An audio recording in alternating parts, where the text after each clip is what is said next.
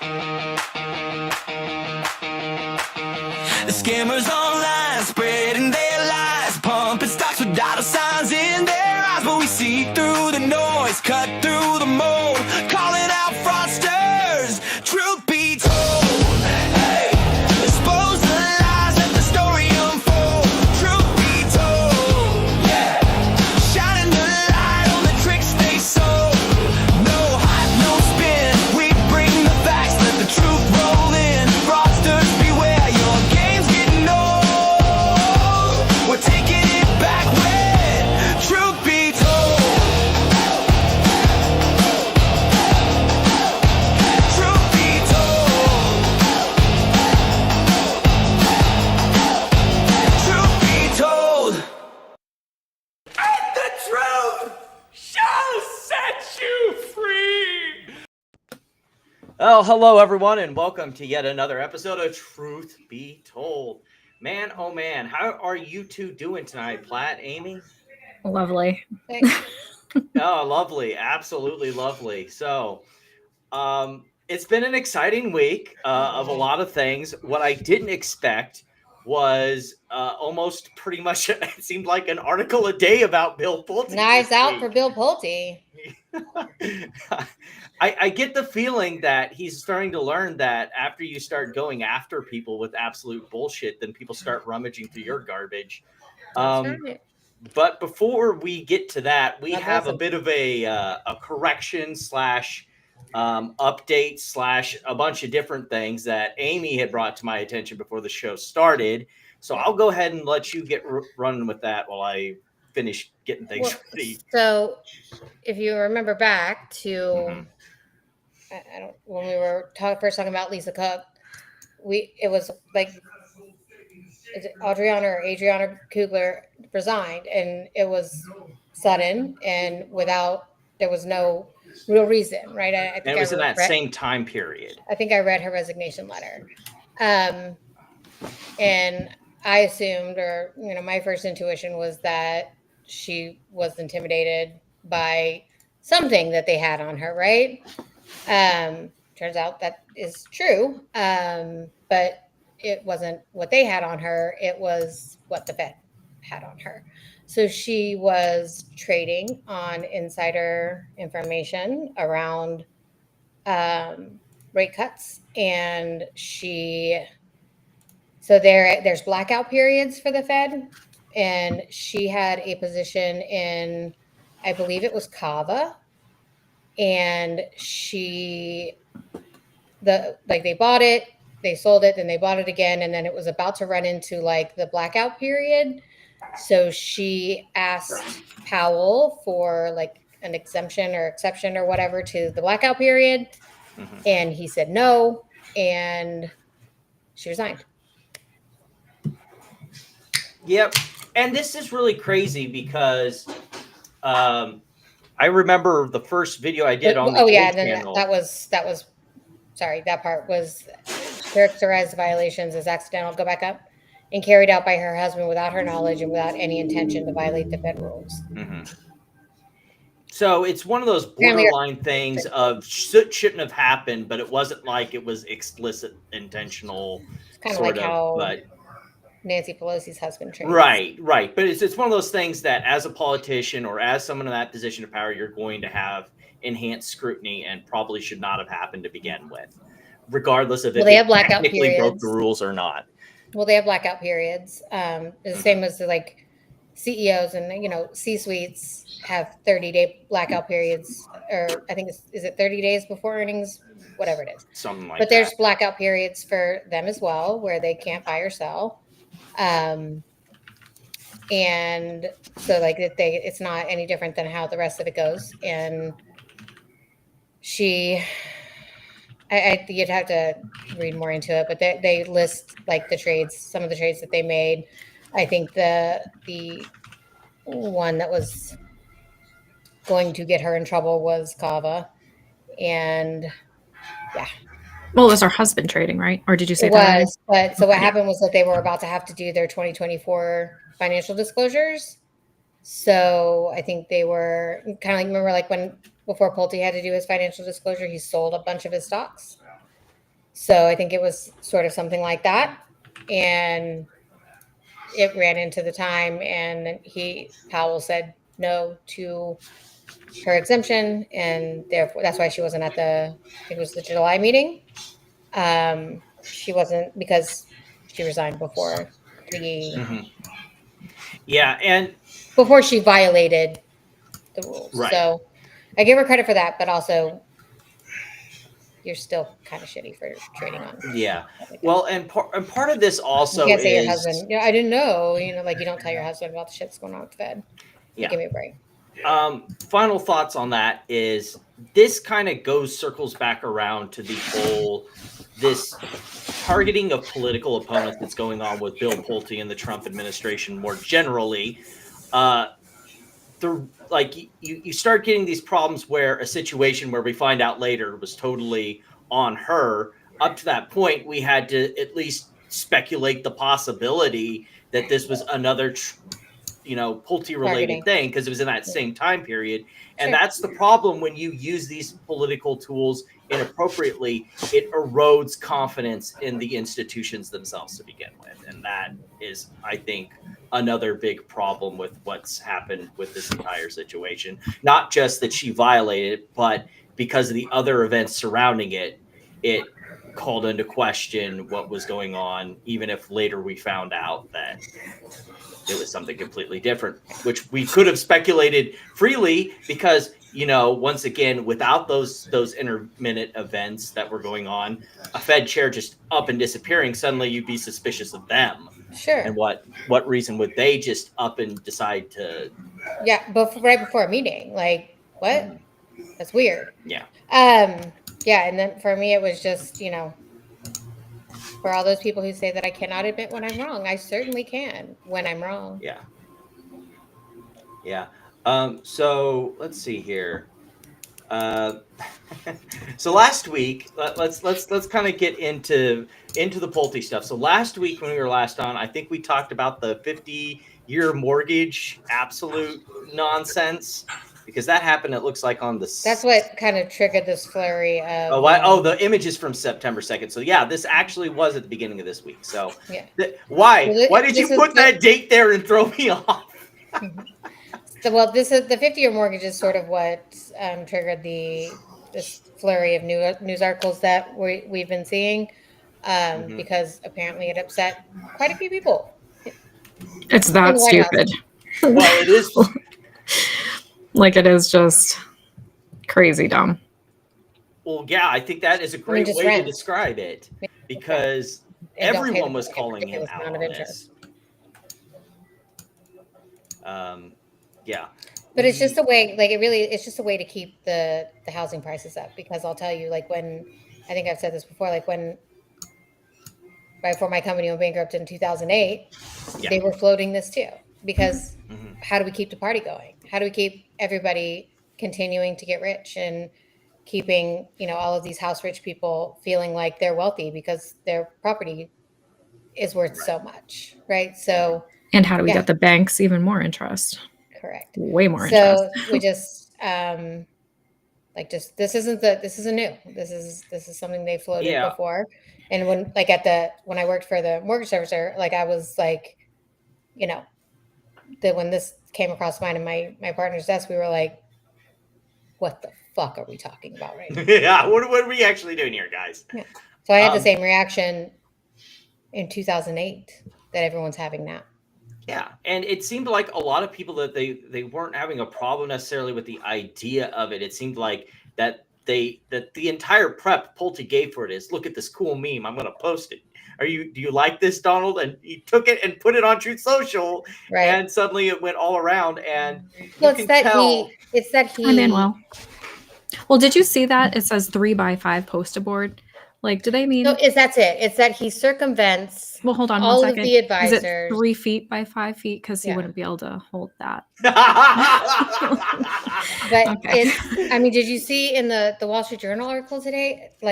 Well, yeah, that's down the line. Are you going to put that up? Yeah. Okay, so I'll wait on that. But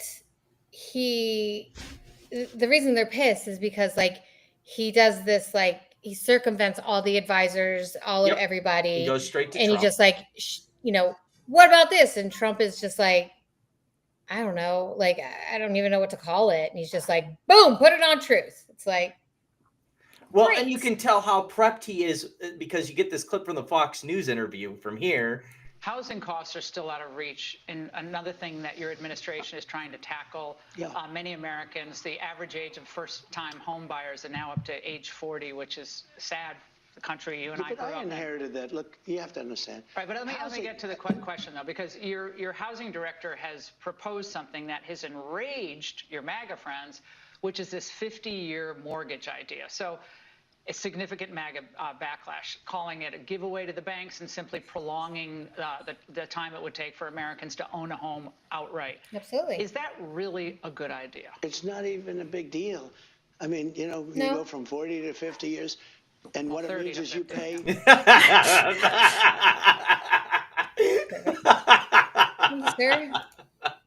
Sir, were you paying attention? It's not even a big deal. It's not even a big deal. It may deal. not be a big deal to a billionaire who right. probably has never had a mortgage or service a mortgage or anything like that. Yeah, maybe it's not a big deal to you, but it's a pretty big deal for everyday Americans. Yeah. And you talk about cynic here. Oh, yeah, that guy, the open guy loved it, right?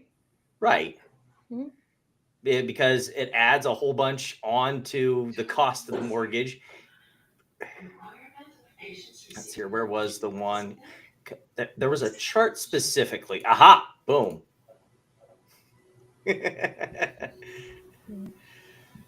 On the 50 versus the 30-year mortgage as to the total difference, the balance difference, and the payments difference.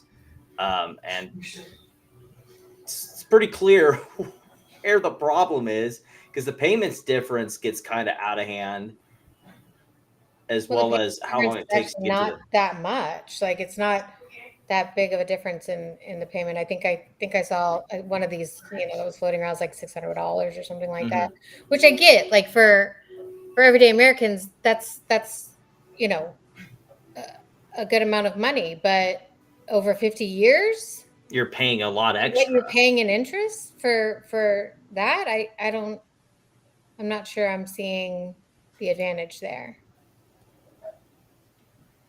Yeah. Or was it? I had another one. Well, and then the cope that came after was, well, everybody gets a 30-year mortgage, but they most of the time they're not going to live there for 30 years. Boom! This one right here. Yeah. You're not going to live there for 50 years, so what's the matter? It's so ridiculous. Yeah. The next big funny one was we've got some meme stock people. Oh, no. Well, and by the way, like, subscription. This whole argument that this is all because of like interest rates, like, you can go look at any of the builders' earnings. You can go ask any like real world participants who are in the market, like builders and brokers, and they're buying down the rate. Like, this is, this isn't a rates problem. This is that home prices are prohibitively high for a majority of Americans.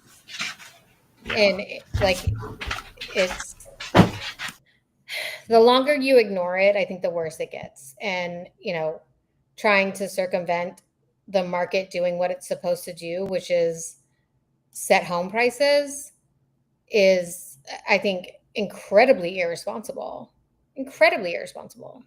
on all of their parts. South Park got it wrong. Pulte is the actual J.D. Vance character in the current session. That's probably true. Did you see the latest South Park? I'll let you guys go watch it. I'm not going to describe it here. It's kind of But we had some meme stock people sneak out of the back room and into this subject matter to prove what fucking idiots they are. A 50-year loan would be good if rates were extremely low or zero. We've discussed here before, guys, what a low interest rate means for the economy. But this Badoofa moron, Michael, wants to tell us that, the issue isn't the term rate of the loan, it's the rate. And if we just went back to What? ZIRP, if we What did went he back say? to ZIRP, it'd be totally fine to have 50-year loans. So get the Federal Reserve out of the way so rates can go back lower, so we can go back to ZIRP again, where credit is stupidly cheap and economically illiterate moron. I just and of course this is hilariously the exact opposite. Like usually you hear we need to get rid of the Fed because they keep interest rates too low, but here is Michael being a clown saying, oh well, the interest rates are too high, we should make them lower so that credit's cheaper and people can just get indebted easier and we can have sky high inflation. Yeah, sure, sounds great. Look, you'll own nothing and you'll like it. Like, let's just everybody like when you get up in the morning and you say your like daily affirmations in the mirror and be like, I'm gonna go. You'll own nothing and you'll like it. Yeah. Like it's like that meme of the guy in the mirror. Like it's my favorite meme. It's like you get in there and you make it about you. Like, it's my favorite mirror. I mean, that's Michael's entire strategy. You get in there and you make it about you. Right. So like now just change that to you'll own nothing and you'll like it. That's it. And then they're floating 15-year car loans. Like, what are we talking about? Like, what is happening? That one I think was a meme, but yes, that did come up. Let's see here. The 50-year mortgage is for the average American. The 50-year mortgage is designed for the real estate investors. It's not designed for average Americans. Like, I think anything longer than a 5-year car loan is absolutely absurd. And like, I hated the 5-year I had. That was torture. I think they have like 7 and 8 years now, and I'm just like, that's crazy. And now we're like, hey, let's just make it 15. Like, sure. By the time that you get done paying it off, your car will be broken down and you'll be underwater in this depreciating asset. You only get a 3-year warranty, bro. Like, what is happening in this world? I don't understand. Yeah. I will say that we will take this time. I realize some people in the media and social media are new to following Bill Pulte. Let's explain a few things about Bill Pulte. Bill Pulte does not own Pulte Group. He's not on the board. They kept him off after 1 year, after one term for 4 years. 4 years. Yeah. Well, you know why? Because no. Part of the deal was that they had to own a certain amount of stock to maintain a seat on the board. Yep. And their ownership fell below that. And the moment they got the opportunity, that's right. Bye. He was on the very next proxy. Yeah. Mm-hmm. So yeah, which is why, which actually like circles back to what we saw in meme world, right? Where he starts trying to accumulate those shares and to try and get himself on the board, start the proxy fight. That's right. Yeah. Which is really funny that he thought that he could wrangle enough meme stock morons to get himself back onto the board. That was pretty funny. But like, I get it. Look, Spencer, if you need the he's also not the heir. Bill Pulte, come here. Anyone else want to come here for your debrief? We've been following Bill for 2 years now. We can get you up to speed real fast. Well, he's also not the heir, and like a lot of these, even the Journal today, make this mistake. Yeah, that he's the heir to which is the mistake he wants you to make. Like, what was right, it? because he has spent his whole life saying he's the only one that was in his grandfather's will. He was the only one who was in Times article, I think, that finally got up to speed on that and is like, he's been trying to promote himself as the one true Pulte, and that's part of his stupid fucking gimmick, and stop following for it. Yeah. The majority of grandpa's money went to the trust. Yep. Bill is the only one who got an inheritance in the public will. Like, he has no familial ownership or rights to Pulte Group. None. Yep. But that wasn't the only dumb mortgage idea that came out of this. Hey, Amy, what do you know about this whole portable mortgages thing? Okay, so what they're trying to do with that is that everybody who got the really low interest rates during COVID, like the 2.5%, 3% mortgage rates, right. what they're saying is that if you want to sell your house and go to another house, you can take that mortgage take with all you. your terms and everything with you to the new one. Mhm. Which, I mean, I don't even know how you. I mean, what's the Fed funds rate right now? Like 3 3/4 and 4, right? 3.75 to 4. Let me right? see here. Fed funds rate, effective federal funds rate. Let's look that up. That should be that should be on the Signos Fed. It's 4.09. Let's talk about the range. I thought it was 3.75 to 4. Regardless, it doesn't matter. Yeah. But you're going to go buy a more expensive house, and you'll get to keep your low interest rate. Like, what bank's going to take that? Well, isn't this someone And else the taking over terms. your mortgage? No, when you that's an sell your house? assumable mortgage. The range, the rate they have is 3.88. The first percentile is 3.84, and the 99th percentile is 3.93. Okay. So there's your range. Well, anyway, it's just you can take your rate and your terms to the next mortgage, and I don't know how you convince banks of this, but whatever. Yeah. Assumable mortgage is what you're talking about, Platt, where someone can just come in and yours take over. your rate on your old house. Yeah. Well, they would assume your mortgage. Right. Which Yeah. we do allow, if I understand correctly, right, Amy? We don't. Not that I know of. No. I think Semi said something But about again, how he took over. so we weren't talking about portable mortgages, but we certainly were talking about assumable mortgages in 2008. Oh boy.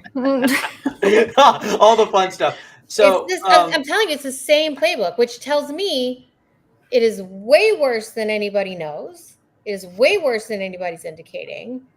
And it's about to get a whole hell of a lot worse. I will say that's what it tells me, just because of my experience when I hear these things. Were they keeping the job numbers in 2008 too? Do you remember? We'll get to that. As far as I know, the Dems didn't crash the system to.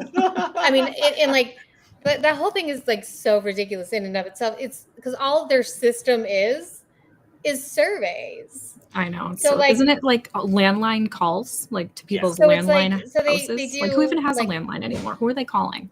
So they do like a household survey monthly, and then they do a corporate. Which, show of hands, how many people get that survey? I've Who has a never had landline? it, but then they do like the one is voluntary, one is mandatory, and it's quarterly. That's the 120,000 employers or whatever it is. But yeah, like this is not like some sophisticated. Like it needs to be. It should be a better system than this survey system that the survey says. But I don't know how does that what do you mean it's crashed forever? We'll never be able to get it back. Like, what the fuck does that even mean? Like, the survey just doesn't work anymore? You can't have somebody call and be like, hey, hope you're enjoying your evening, boomer. Would you like to talk to me about jobs? Like, whatever. I think why can't it just be an electronic survey that you just send an email to a bunch of people and they fill it out with no the system's not whatsoever. broken, and it's just like this whole concept of like, let's just say shit until they believe it, like that your groceries lie if are you tell it cheaper, enough, or your gas is getting cheaper. Like if we say it enough, if we wait long enough, maybe you're getting way ahead in the script, Amy, for topics tonight. It's just like I'm just so sick of the bullshit. Like it's just gaslighting 24/7. So and people are just like, give it to me, like let me eat all up your shit. This tweet, and I thought it was interesting. So apparently in Canada they do have portable mortgages. Take from that what you will, reading Canada's housing market right now. But the reason why we don't have it here is because like our mortgages are fixed, whereas I guess in Canada every 3 to 5 years they recalculate That's right. the rate. And we're the only ones. Isn't that everyone? Yeah, other than America. We're the only ones that have 30-year mortgages. Yeah, like that is a foreign concept. 30-year actual fixed mortgages, whereas there they have 30 years and they reevaluate them every few years to adjust the rate. That's right. So that's why we don't have nice things. Because we add extra risk to the system by keeping them fixed for actually 30 years. Oh, let's see here. There was one other thing I think in here. Oh, yeah. Oh, so did you hear about Fannie Mae's new policies, Amy? So apparently they're relief for undisclosed non-mortgage debt. If a borrower has credit cards, personal loans, or other debts they don't disclose and desktop underwriter approves the loan, then Fannie Mae will still buy it. Risk is shifted from the banks to Fannie Mae. Amazing. Well, Credit I and mean, what is the disclose? Like, you wrote a fucking credit check. Like, you Yeah, can't like hide how can you anything from not your credit report. Like, right? what And do you you have mean to not give disclose it? like months of your bank statements. I mean, credit and- cards, personal loans, and other debts are all going to show up on your credit report. Yeah. So how can it even be an undisclosed debt? I mean, unless you're taking out like break your knees loans. I don't know what we're talking about here. But Number okay. 2, credit and income documentation can be up to 18 months old on construction to perm loans. Finance could change during that period and the loan would still convert. And then minimum credit score requirements are being removed for DU loans. No more 620 floors. DU will approve or deny based on internal models. So the 624 came with the GSE because I can tell you that there were loans coming across my computer screens with like 525 FICOs, no income, no assets, like ninja loans, like interest only, like the most absurd things you've ever seen in your life that were just like, zoop, here you go. We love it. So, I mean, I actually don't think that the 620 thing is as egregious. I mean, well, that's one thing that what Home Loan Bill brought up, where it was like there are some people who, they could have a totally fine score until some things come across and ding their credit happens. score. Sure. Yeah. No, I don't think it should be like, I mean, like the ones that I was seeing, like in 08, when it was like, I'm looking at it and I'm like, who made this law? Like, this is atrocious, ridiculous, right? Like it's that's where it felt predatory. That's where it felt criminal. Like, so I think, I'm not sure that you veer off too far from, 600. Like, and that's even probably, I don't know, but I don't think that's the most egregious thing we've read all week, to tell you the truth. Right. And like at first, when I first heard that, that's why I thought it's like, that sounds like a horrible fucking idea. Why are we doing this? And then he explained, well, I mean, there could be, edge cases. Yeah, there's exceptions. And they're using their own model. It's not like they're just going, whoop, no, like you said, ninja loans, no income, no job, no assets, and just approving it. I think there's also, I mean, credit scores can change, well, they change monthly for sure, but they can change intermediately in there too. Like if somebody is, paying things off, somebody, had a big life change and things are changed. So, I mean, like, I think what the point is that like at that snapshot, at that moment when their credit is pulled, like maybe we don't. Right, because that's something else that you have to understand. But I think it's circumstantial, right? Like, so if that is something that they're going through, it will show on their credit report, and then they will have the opportunity to explain it. But I don't think you just immediately eliminating somebody with lower than a 620 credit score without, just because of the 620 credit score, I think is probably just part of the same GSE sector lending rules. And that's one thing we have to understand. Like, I know businesses and people's finances are not the same thing, but it's kind of the same thing when it comes to like financial statements, where it's like it's a snapshot. There's things that can change in there, and so and if it's somebody who's just unbelievably irresponsible, who ran up a bunch of credit card debt and like, screw it, I'm not going to pay it, and they have a 400 credit score, like, yeah, that's you're not going to get a mortgage. But like, I also think, there's probably, there's more to weigh than just that number, I think is what I'm saying. Yeah. Then we got to the news that was the first big stone into the pond for this week, where Bill Pulte was firing officials. The first part of it was that there was confidential information that was being exchanged between Fannie and Freddie. Correct. that should not have been. The other one that I learned about, and I think I shared with you on Discord, Amy, that I had found out after re-listening to one of the Lawfare podcasts that they do at the end of each week, going over the Trump lawsuits, was something that I totally missed. That apparently one of the lawyers that got kicked out of one of these watchdog people, where they were giving Letitia James, I think it was someone not at Fannie and Freddie. It might have been one of the people that were actually in the DOJ at the district attorney's office, was giving exculpatory evidence to Letitia James, required by law exculpatory evidence, and got fired for that, by the way. So, well, this was like, wasn't this an exchange between Fannie and Freddie? Right? yes. Like the person who was like this person who, what was her name? The one that didn't get fired? Lauren Smith. Lauren, yeah. Like, so her request was, the very problematic, but where does it say? The backed lending giant who warned it could expose the company to claims it was colluding with a rival to fix mortgage rates. Yeah, and that rival was Freddie Mac. Freddie Mac. Right, because like, to explain people the structure of maybe Fannie the Mae director and of Freddie Mac, FHFA shouldn't be the board Right. of director for Freddie and Fannie, right? Fannie Mae does big corporate banks, and Freddie Mac does your local regional banks, but they do basically the same thing. They are the secondary market for mortgage loans. Some other bank originates the loan and they sell it to Fannie Mae or Freddie Mac, depending on what type of bank they are.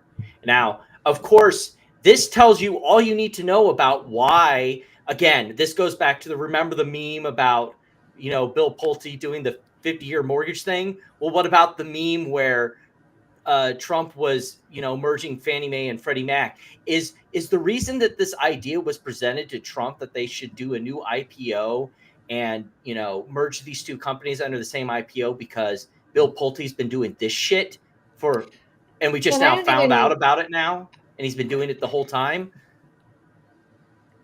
I mean, how would they merge these two companies? They service totally different. That they do all mortgage. Basically, you'd be adding more risk. You'd be merging Fannie and Freddie Mac, and they would just do all secondary mortgage. Yeah, that's scary. Big and small banks. Yeah, that's scary. Yeah, it is. It is very scary, because like the reason why Fannie Mae makes more money is because, let's be honest here, the bigger banks have more diversity and they are less likely to fold up. Whereas Freddie Mac is the riskier one because they do your local regional banks that aren't as diversified, don't have as much. They have like a bigger chance of failure because they don't have as much, people giving them money.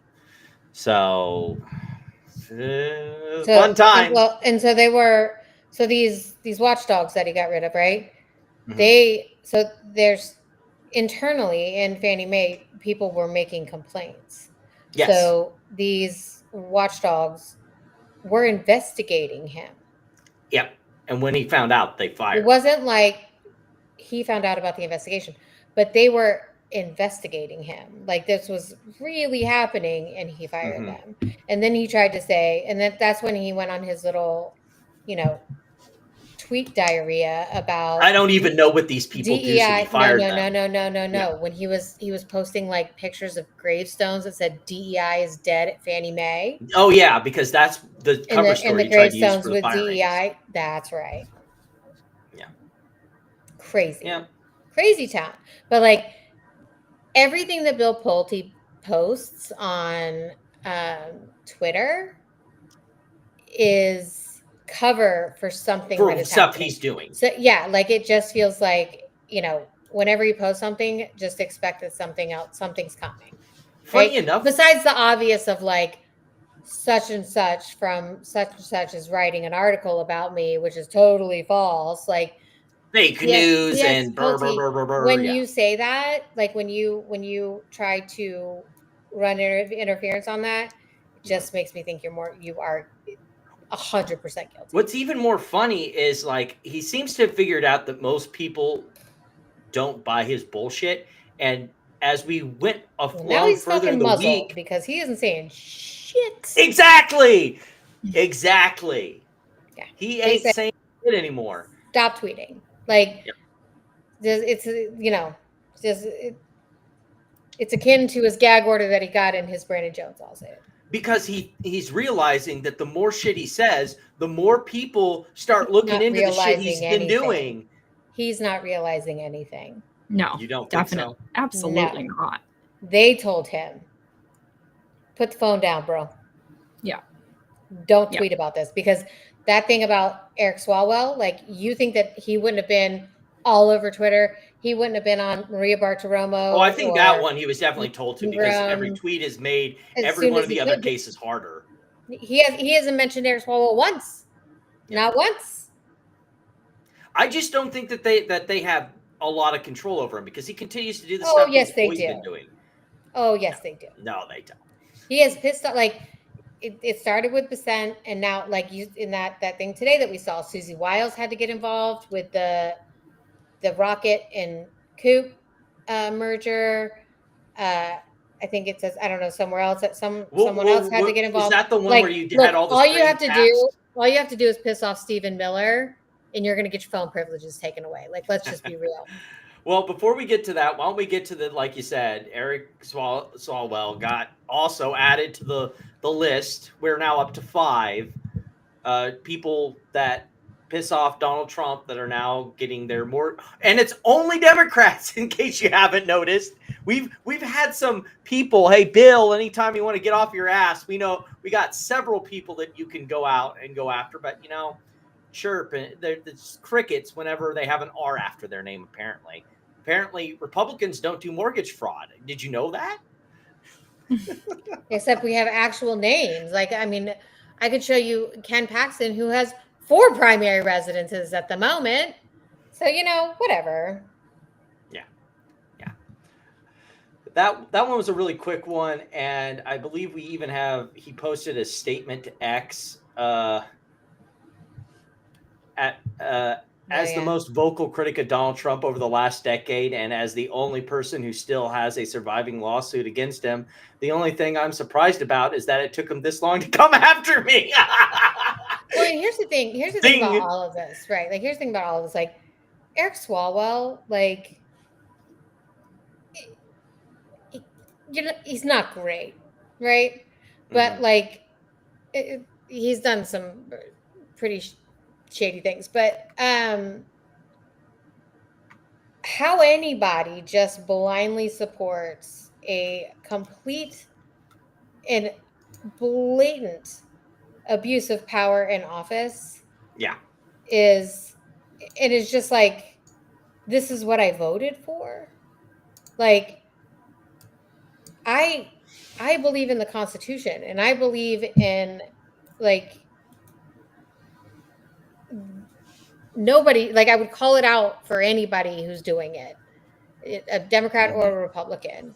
Like, we as voters, like, or Americans, put our trust in these people, right? And, like, to blatantly abuse your office and then to, like, see it celebrated by people is so disheartening to me.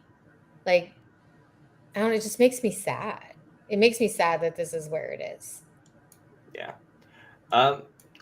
While you're being sad, I do have a bit of sunshine. Sad, but... we have a bit of sunshine here that there apparently are 2 bar complaints against Lindsay Halligan, one in Virginia and one in Florida. About fucking time.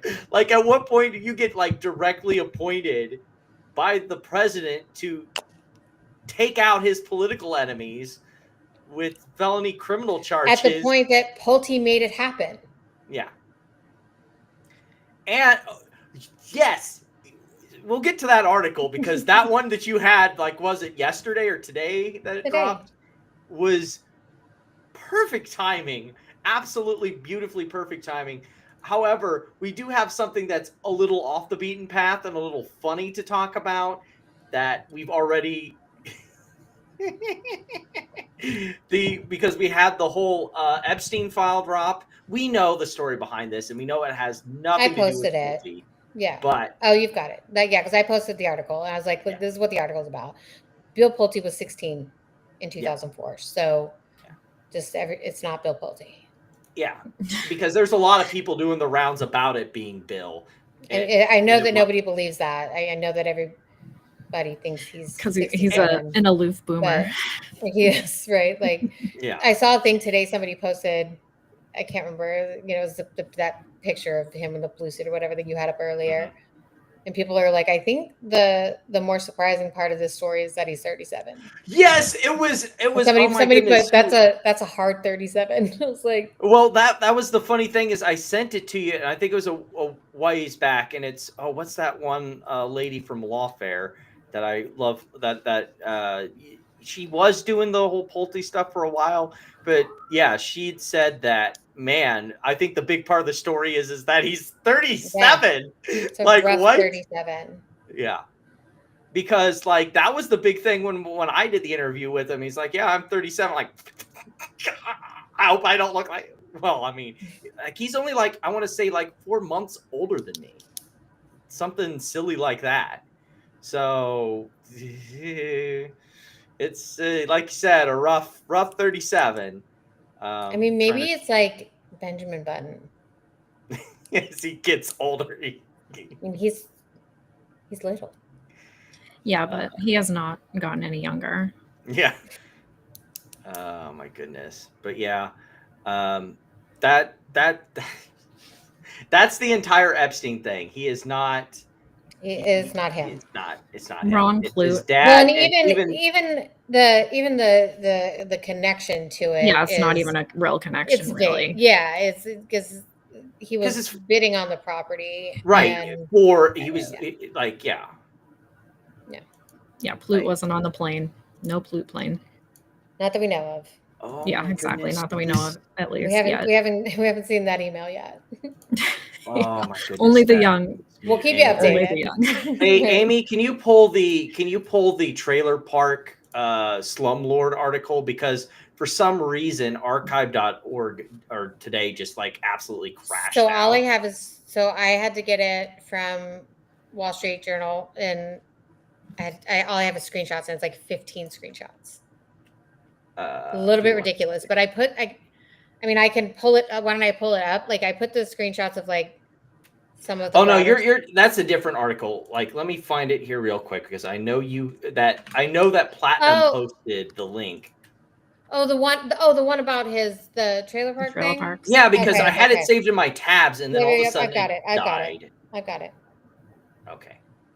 Right? Didn't you send it to me? We'll see who beats who to it. Did you send me the archive link? Here it is. I've almost got it. Give me 1 second. Yeah, the Pulte getting the recognition he deserves, and it's ugly. That one. Give me 1 second here. Hopefully it loads up. You're like, stop asking me the same question over and over again. Yeah, that one. Wait, why is it showing that? I switched the tab. Give me 1 second here. Here, for some reason, I haven't. You don't have to pull the archive tab. I have a New York Times subscription. She's not poor, okay? Like the rest of us? Okay, well then pull it up then, because Archive today is down apparently because it's not loading in the article. Darn. Logging in. Awesome. Okay, so now I need to share the screen, right? Hold on. Yep.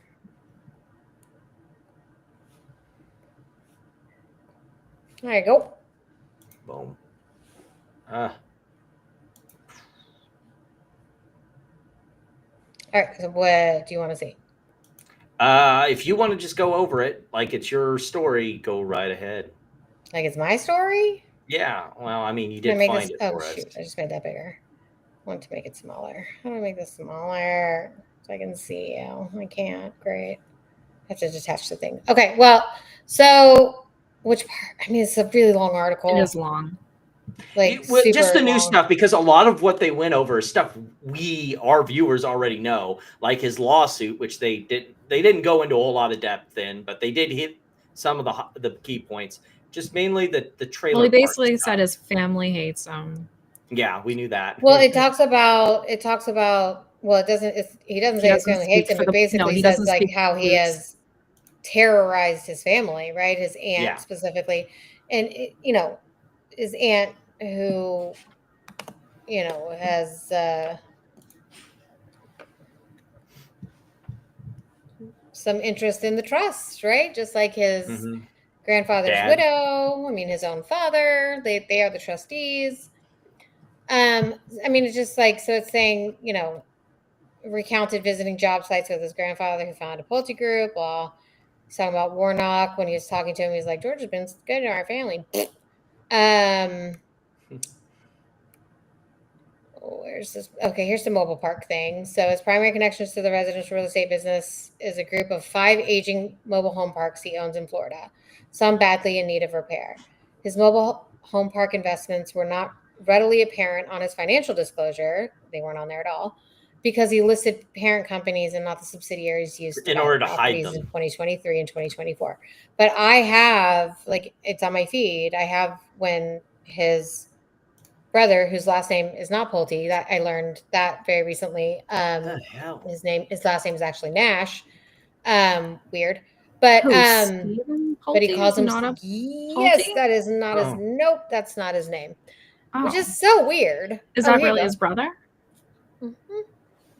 I think it's like a stepbrother. Like a brother from another mother? Okay. It's a stepbrother, but But then he calls goes, himself Stephen Pulte? yeah, Okay. which is weird. I Real mean, weird. not really. It depends. Like, maybe Plute's dad raised him too. And in that case, like, not that weird. Stephen Pulte fan.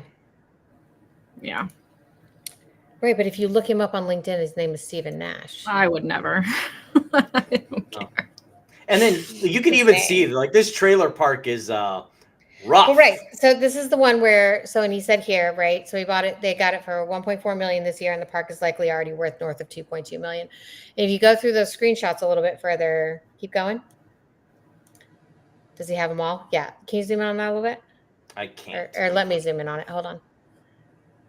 So all in, we spent 1.5 million or 100K per pad, and are now collecting north of $21,000 per month in gross rents and 145,000 in net income per year.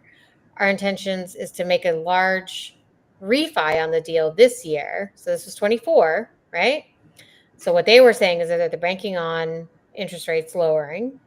So a large refi on the deal this year. Trump for rate cuts it kind of benefits him a bit, Well, so this is what he said. So they plan to do a large refi deal on this deal. Sorry, refi on the deal this year and pull most of our money out and cash flow this into eternity. We did this deal and 15 others this year with our own capital, but are now actively bringing on partners. If you're interested in investing and learning, what are you asking people to? Mm-hmm. So, yeah. So basically, in 24, apparently they knew, interest rates were going to come down where they would refi this deal and pull their money out and, cash it into eternity. So he didn't put that on his financial disclosure. So 2 of the trailer parks in Palm Beach County are only hours from a site where the Pulte Family Charitable Foundation is spearheading the construction of 179 million rental homes for people who live below the poverty line, often in overcrowded trailers, according to the that's the whole website. thing when they said that they could flip the properties. They were going to flip them back to Pulte Group and cash out of the deal. Ding, ding. In a statement, a spokesperson for Pulte said he... there on that because I think that's what this clip is about. I have my brother here today, and one of the things we're meeting with people in New York is we're going in and buying actually mobile home parks, believe it or not, the Pulte family. We're going in and buying mobile home parks because they're already zoned.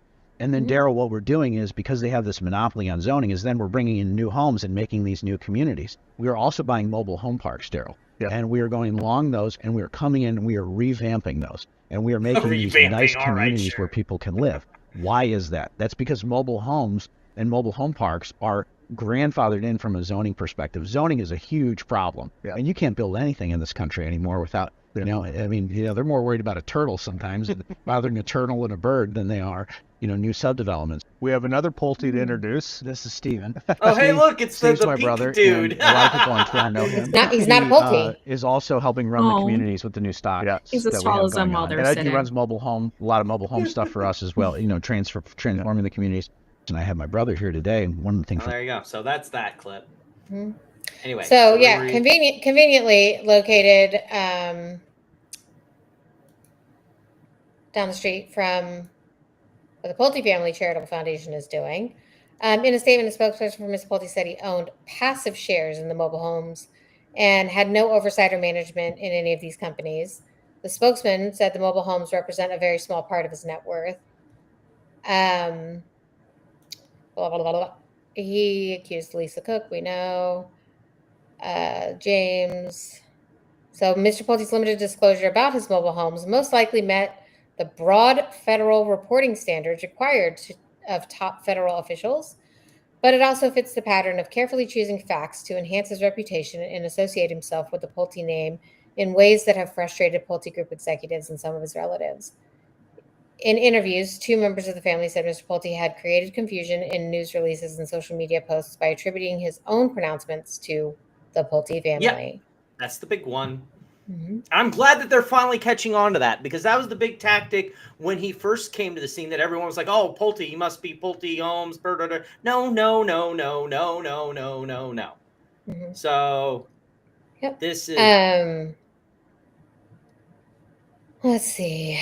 What else was there? He spent years battling with his aunt, the foundation's president, over his grandfather's legacy and other issues. In social media posts, he has called her totally fake and phony, and has written that she defecates about him and his late grandfather's legacy on the foundation website.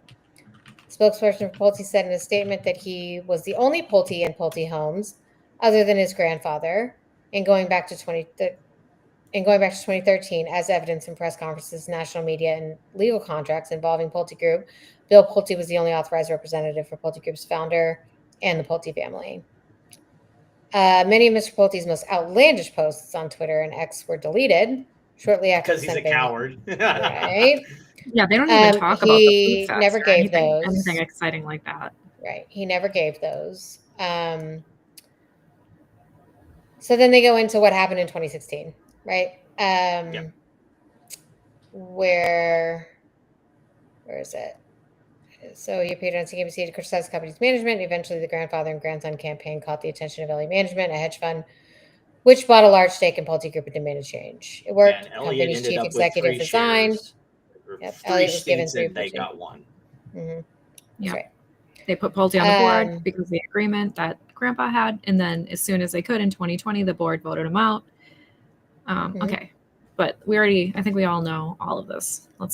Right. Yes. I think that's let's go to that air conditioner picture. Keep going. Oh yes, the one with the nasty ass. Yeah, like what is the orange stuff? Oh yeah, there you go. A home in a trailer park that Bill Pulte owns in Palm Beach County, Florida. So that's probably like sealant, right? Seal it around. That is just disgusting. It's like probably like that. Like, are they using the fire? Like, is that caulking agent, or is that they're using like the fire? I've never seen anything like this before. This is just I'm sure that's not something that Pulte did. I'm sure that's somebody who lives there. I mean, accurate because it is what it looks like. Why the title is Slum Lord Pulte.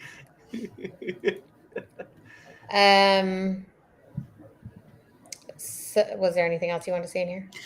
More. Just keep going down. I think there's another picture of the park. Yeah, there's another one there. Good. $1,500 a month for that disaster. I have an actual physical house I rent for half that. Yeah. Half? Wow. Okay, look. Not in Massachusetts. No one likes a bragger noisy. Right. Nobody likes a bragger. What else? Pulte put out a press release about his projects, including his investments in heating, air conditioning, overflowing trash bins. I mean, clearly they're not taking care of the property. Yeah. Because that's not the goal. They plan to just use it up and then flip it. Yeah.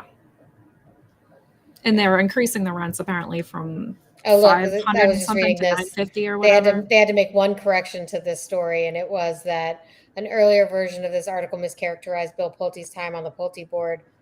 He served more than one term during his 4 years on the board.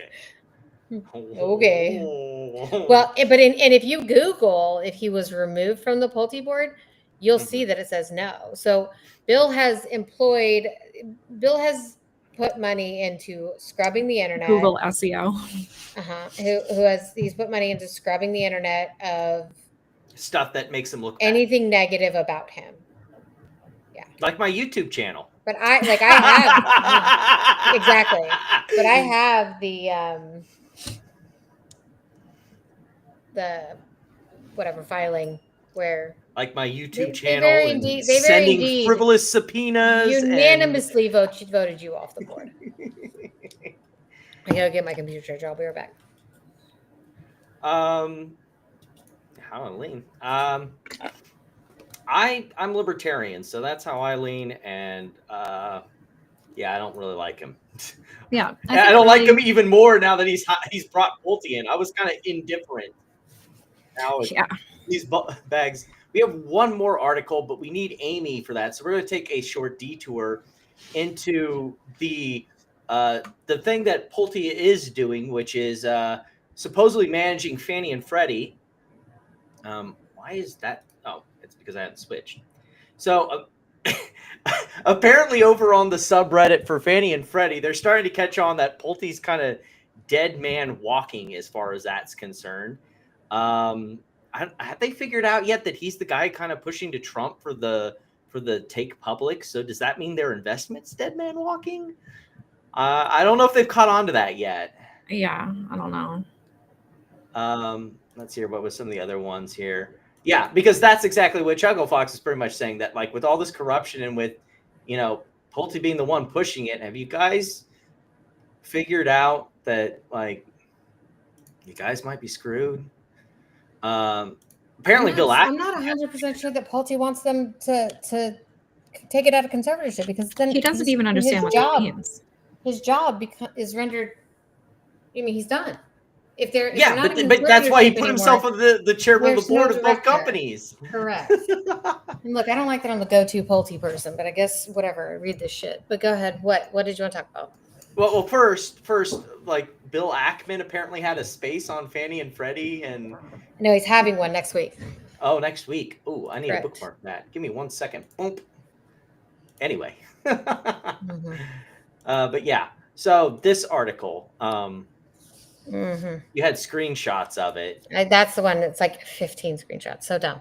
But you can go to the post that like my post from today that I put. Yeah. Yeah. So let's pull up that first one. This is the very beginning of the article. Okay.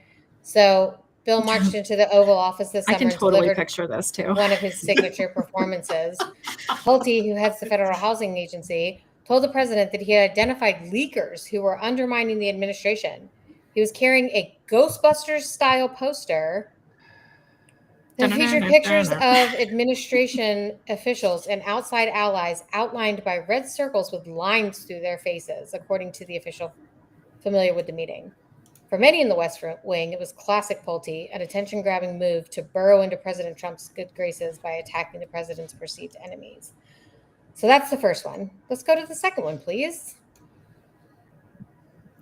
Yep. While Pulte has gained favor with the president, he has infuriated many of Trump's advisors. After he kept showing up at the golf course in Virginia, where Trump regularly plays, White House officials sent a message to staffers on location to watch out for him and make sure he didn't catch the president unattended. They had to get minders to What's happening? What is happening? Like that we have like is he on like a list? He's like running with a poster board taller than him. Like with a Ghostbusters sign, like chasing Trump down a Virginia fucking golf course. Like, what are we talking about right now? These are not serious people. Anyway, then we didn't know this. I certainly didn't know this. Pulte's focus on the New York Attorney General, Letitia James, has only intensified in recent months. In the dining room of the Oval Office, Pulte told Trump that Eric Siebert, then the U.S. Attorney for the Eastern District of Virginia, was blocking charges against James in his office. According to people familiar with the matter, Siebert had been under pressure to charge James, but hadn't been able to build the case. Pulte told Trump that Siebert had been nominated by Virginia's two Democratic senators, Tim Kaine and Mark Warner, which angered the president. Which finally connects that. But tweet. many of the Democrats, supported some of his tweets. Like, this is not new. So he says, which angered the president. People familiar with the situation said Susie Wiles, Trump's chief of staff, told Trump that wasn't true. Yep. She said the White House had picked Siebert, and the pair of Democrats agreed to support the nomination as a favor to Republican Virginia Governor Glenn Youngkin. Yeah, so, and that's when we had that Truth Social tweet where he was yapping at Pam Bondi saying, because Bill had gotten into his ear apparently. Correct. I'm just like, Oh wait, I have breaking news about from my our HVAC correspondent. That was expanding spray foam that changed color from the weather. There you go. That's what I figured. It was some kind of, I wasn't sure, So they said, still, Trump said he didn't want a nominee that Warner and Kaine backed and told aides to remove him. The people familiar with the matter said, Siebert resigned after learning of plans to fire him. Many of Trump's nominees have received Democratic support. Trump's new pick for the job, his former personal lawyer, Lindsey Halligan, never prosecutor, secured an indictment of James in early October. Minutes after James was indicted, Pulte came into the Oval Office to boast that he and Halligan had pulled it off on their own. He and Halligan? I missed the part. I saw the Halligan part, but I guess I missed the he and Halligan because the people said for everything. So then this is false. Yeah, this is false. The FHFA spokesman said a spokesperson for the U.S. Attorney's Office in Eastern Virginia declined to comment. I bet. Yeah. This is when they're talking about the show, right? Pulte and his wife donated hundreds. It wasn't Pulte and his wife. It was his wife. He put it in his wife's name. Pulte and his wife donated. Whoops. Let's go back to that. Donate thousands of dollars. It's $500,000. It's not. Yeah, it's $500,000 to pro-Trump groups. Not pro-Trump groups. It was his campaign. In recent campaign cycles, after Trump's straw, like they did the "Make America Great Again" fund, right, to be able with to, Pam Bondi. Yeah. After Trump's 2024 election victory, Pulte was spotted wedding at Mar-a-Lago. What's that? Dining at Mar-a-Lago with longtime Trump ally Roger Stone. Pulte developed a relationship with the president's son, Donald Trump Jr., though he doesn't consider himself to be a close friend of Pulte. He's like that neighbor, the neighbor boy that you're forced to play with. Like the whole time I was reading this, I was like dying of cringe. Like Ghostbuster signs. With Bill in you're not allowed on the golf course, grounds. You're promoting this relationship with Donald Trump Jr. and he's like, yeah, I'm not friends with that guy. Like, this is embarrassing. Pulte don't even know him. So this was the Rocket in Coop, the Mr. Cooper group. He slow walked it basically, and again, Susie Wiles told him to bless the deal. And there was a lot of talk about this on social media. If you're not running around in mortgage circles, you probably don't know what this is all about. But he was the one who was apparently behind slow walking that deal too. Like, what is this guy not doing? Because boom! See, there's the proof of what I was saying earlier, that the whole meme around the Make America Great Mortgage Corporation was yet another design of Bill. Well, and then so apparently he was well. Here's the thing. Let's make this clear he hired for Fannie and Freddie people. If Bill goes out and it looks like he's causing a lot of shit, or he could be, so does your investment. Let's just make that fucking clear. So here's another nugget. So that new person that he hired, this is in the article that I have. Hold on, let me find it. So apparently what Bill was upset about was that Rocket wouldn't make an investment in Homie's company. The one he hired. The 1789 Capital? That's correct. But that's the Donald Trump Jr. guy that they brought on. Okay, well that's why he was slow walking this deal. Oh my God. Yeah. It's the whole article is just insane. You cannot make this shit up. You can't make this shit up. Oh my goodness. Yeah. Like the whole time I was just like, what? Wow. I mean, I have to go back and find it, but you get it. The 1789 thing. Yeah, he wanted Rocket to invest in it. Like the whole thing is just batshit. Absolutely batshit. Like, what is this guy doing? And like that's what kind of like what everybody else is saying. They're like, this guy he's the FHFA director. Like, why does he have this much like influence over Trump? Yeah, it's not because power. He just gets him in a room where no one's there. It's not power because he has no power. Right. He just has like. I almost like am starting to wonder if this is what happened in 2016 and how he got his grandfather to do all of that stuff. Yeah, yeah. Like, is this what he does? The senile old man got him cornered and alone, and I mean, like what he wanted. It's just speculation, but for fuck's sake, like. You have to be. They have to warn the golf course that he can't be with Trump unattended.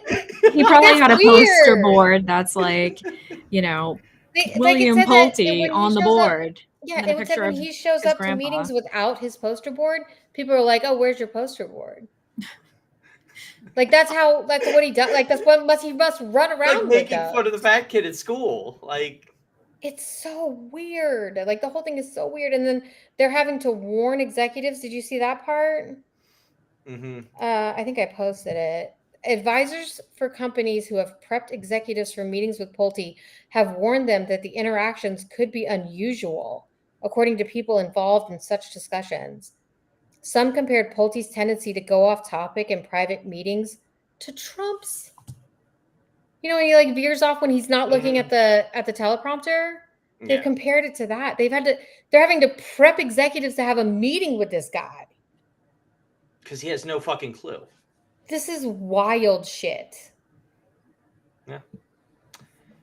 But before we transition to our big headline meme stock topic, we do have one more thing that is Bill Pulte chasing.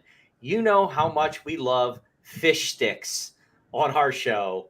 James Fish Sticks, the other incompetent boob that is suckling at the teat of Bill Pulte while he suckles at the teat of Donald Trump. Amazing imagery, I know. But he apparently is running as for governor of Florida and has the mistaken opinion that he will ban H-1B visas and revitalize home ownership in Florida. Dude, pro tip, state officials don't determine immigration policy. That would be the federal government. Might want to read the Constitution sometime. No, just pro tip. But we had some DD done by Amy. And the first announcement of James Fishback's campaign Governor bid is on Nick Fuentes' live stream on Rumble. And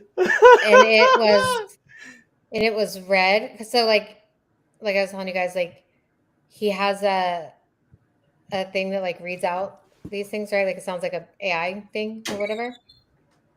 And he like that's his face. And it reads it out and he ignores it. Here's some money for that haircut you talked about. Right? So completely ignores it. And then, didn't you say that he basically had a sock puppet come in? Follow up. Don't you have the second screenshot? No, I don't. Yes, you do. I sent you both of them. I have it on Discord. This is a tab from Blue Sky when I put it up. So, yes. So, I mean, you want me to just pull it up? Sure. Go right ahead.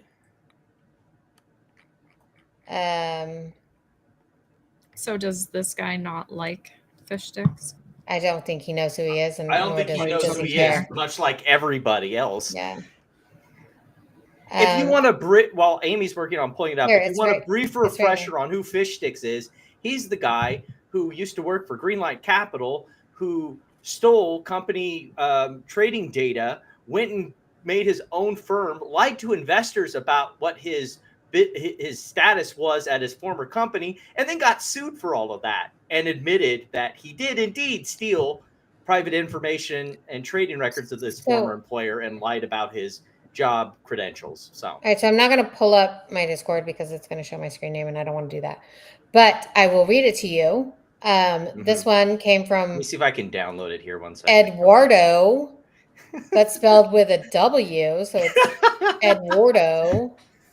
And he sent $25. He sent Nick $25 here, and then he sent another $25 and said, hey, Nick, great show. Was wondering if you had any thoughts on James Fishback. Sounds like he's going to run against Byron Donald. Subtle. In the Florida governor race. Super subtle. Ignored again. Look at this face. He paid $50 to Nick Fuentes and got ignored twice. Now, we know that Bill is already a Nick Fuentes fan from previous GME Meltdown DD, so I'm not particularly shocked by that. I mean, let's be honest. James Fishback is just a fame whore, so he's just trying to get anybody who has a big following to get behind him. Because he has no backing. Because nobody knows who the fuck he is. Though he did have a big meltdown about the whole 50-year mortgage thing, I think. He did. He was not. That is one Pulte move. He was not willing to swish around in his cheeks. Let's take this to 1.75 speed because he had a lot to say about this. Like, there's 3 minutes there. Explain to us eloquently like you did. What is this 50-year mortgage? Why is it so damaging? Why were you so concerned on your viral clip on what was happening here? Well, Elijah, I come at this from someone who just turned 30. And when my dad was growing up, half of 30-year-olds in the 1960s, half of 30-year-olds owned their home and were married. Today, 15% of 30-year-olds own their home and are married. Think about that. That is the most important economic statistic. It is the most damaging, dangerous economic statistics because it portends just how bad the situation could get. I don't care about the stock market, don't care about GDP, whatever that means, C plus I plus G plus max. We care about men, and by virtue women, because men have to be married to someone. And from where I sit, marriage is between a man and a woman. Full stop. That's biblical. There has to be something. What was the point in bringing that up out of nowhere? Politics, baby. So for the last 9 months, we've been hungry for a real solution to the housing affordability crisis. This is not a real solution to the housing affordability crisis. Agreed. If you want to buy a home and start a family and marry the woman of your dreams and maybe move from a rough part of town into a safer part of town, which will allow you to get a new job, to make 20% more, to allow your wife to no longer have to work and allow her to raise your 2 kids at home. This is a spit in the face. Instead of saying we're going to tackle the real. Yeah, he said that the whole 50-year mortgage thing was a spit in the face, which I don't think you're going to get much disagreement here on that. But anyway. But he blocked me because I said Greenlight Capital. Well, yeah, because he's very ass hurt when you bring up the fact that he is he's a fraud. To be honest, he's a fraud. But we already have some videos on that. If you want to go back and watch those, because we've gone over the epic tale of James Fishback and his sad, pathetic excuse of his trajectory in finance, we'll call it. But anyway, so we are moving on to meme stocks, as it were. And of course, our big meme stock thing of the day is the GNS lawsuit. Now, there are a couple of these that I found that were just kind of silly because, like, X Market News had been ramping this up for what, months now? And once it got down to the final week, it was in full, like, just in, SEC, FINRA, hedge funds, market makers, and Citadel are hypothetically scrambling after realizing the biggest lawsuit against market manipulation. Hypothetically scrambling? Yeah. Yeah, it's hypothetically indeed. Let's set the quiet part out loud. And then insinuating that the market crashed on the 13th because of this lawsuit. It's just, like this all they do is, it's highly hyperbolic, let's call it that, their behavior. Market, have you seen the odds of a rate cut for December? No. They've dropped like to 40, maybe 40% or 40-something percent low. because and you're starting to see more of the Fed people come out and say, like, I don't see a case for a rate cut in December. So I think that probably has some to do with it. Tax loss selling. I mean, tax loss harvesting. I mean, there's multiple different reasons, and I can promise you it is not a class action lawsuit from a shitco. Right. That, like, I mean, I hate right. Well, let's talk about that lawsuit, because oh boy, I have thoughts. I've not highlighted this ahead of time, but boy, we did talk about it. Well, let's start with the fact that if they had actual damages, this wouldn't be a class action. Right.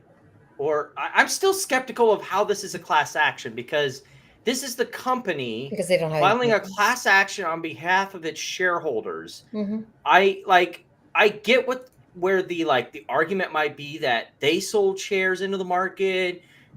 Shareholders may have bought and sold and have been injured, but like, I don't know how they could be a class representative. It's really weird. I just don't buy. I think they're hoping to get. I think they're hoping to get them, right? Mm-hmm. Well, I think they are trying to create in my opinion, a facade as if it's going to somehow help any shareholder. Mm-hmm. Yeah. Right. When it isn't, because in order to so can they form the class now? Well, no, class certification happens later. So who's going to be the lead plaintiff? They are. They're obviously GNS. Yeah, they already said they're going to argue for. I mean, some other plaintiff can try and make the argument for it, but GNS is probably going to be the one that would be appointed. I mean, imagine if someone came in and was like, actually, we sold more. And it was like...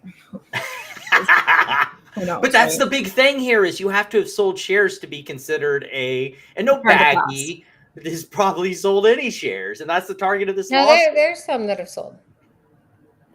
But it doesn't make it any less stupid, but keep going. I noticed something when I was doing some research here earlier. That class period, April 12th, 2022 to May 30th, 2025. There are two parts on this bracket of where that class begins and ends that I find interesting. Do you want to know that beginning date that I find interesting? Yes. The 2022 one? Yeah. Oh, yeah, sure. That was the day they IPO'd. So you're saying literally the day you first opened on the market? Oh my God. Is the day that it started? Are you serious? You fucking kidding me? Okay, that's funny. To the present. So like the entire time they've been in May 30th. Well, they've been working on the final review since June. So when they started their final review, that was the present. That's fair. I thought that they just picked that cutoff date because that would keep Kevin Malone's bullshit from being in the filing. I mean, that was a lucky coincidence, I suppose. But they did announce this in June, saying it was in final review. You want to know what's also funny about this? When I was going through all of GNS's press releases, that how long have they been in contact with Wes Christian, whose firm? Oh, ever. This, right? Yeah. Because literally 5 months after they IPO'd, they were already contacting Wes. That's right. Right. Sounds about right. And it took them that long to come up with this bullshit. Yeah, and it's like crazy too. Like I expected something really good, and this is just unbelievable. I was not. It was It's Wes Christian. You were expecting something. Yeah, but well, and I mean, first of all, like, and it's kind of what I've been. Let me share this. Sure. Well, we don't have to preface all of it, but this part. Oh, so I found this in June when I was reading their press release about this, right? Mm-hmm. So I said, interesting tidbit from GNS Update. Wes Christian appears to be using outside funders for his preposterous lawsuits, seeking hundreds of millions of damages. I'm intrigued. Mm-hmm. I said, who exactly would be lending money for litigation? What do you know? There's a whole multi-billion-dollar industry secretly funding lawsuits as investment opportunities. Hedge funds and financiers, to be specific. And I said, I have questions. So I went and found this little guy. I think we've looked at it before. Love what is true and what is false about these here. Mm-hmm. So let's just go through what's true. There are no rules governing third-party litigation funding investments in litigation. they are investment. The investments are secret. Most of the time, judges, plaintiffs, and defendants don't know when lawyers make deals with funders. Litigation funders pick cases to maximize their return on investment, not to help people seek justice. Funders are usually not interested in ordinary low-value claims because the profits aren't big enough. Because third-party litigation funders agreements are done in secret, it's easy for funders to put their interests above the plaintiffs. And in some class actions, funders are paid before plaintiffs and even have a deal to receive more money if fewer plaintiffs come forward, which might be because you're basically paying a loan to be able to. Which might be why they filed this on behalf of their shareholders. Because then they can claim that there's plaintiffs, a bigger class and a bigger return. Plaintiffs. But that would be more plaintiffs. No, it would be no, because you said GNS is going to be the plaintiff. But if there's more people, then there's more plaintiffs.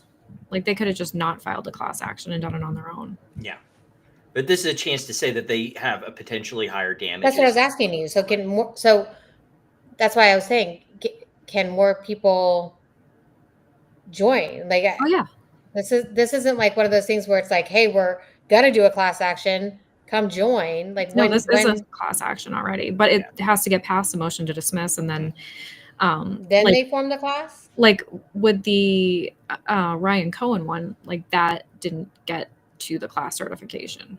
Well, it got to it and it was denied. And then it was denied. Yeah. Anyway, my point being is that, and this is why I posted that this lawsuit's not for the shareholders. This lawsuit is for the lawyers and the funders. Or the share sellers, not the holders. Right. So Demi asked me, he said the same thing we said, Platt, about the short sellers. Yeah, like, okay, if it's 4 people sold, then that would be a short seller. Right. He said, it's very, actually, that I feel like is one of the funniest parts. Then he said, does it apply if I was selling short? I deserved to short it at the most inflated prices possible. Right. Yeah. I demand justice. And I said, we asked that question. Crickets. Yeah, I asked Roger twice and got no answer. So he's not wrong.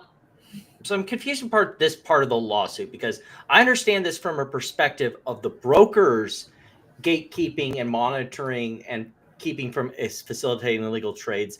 But what business does a market maker who's just doing trades on behalf of brokerage firms, how would they know if it was a legal trade or an illegal one? That's a great question.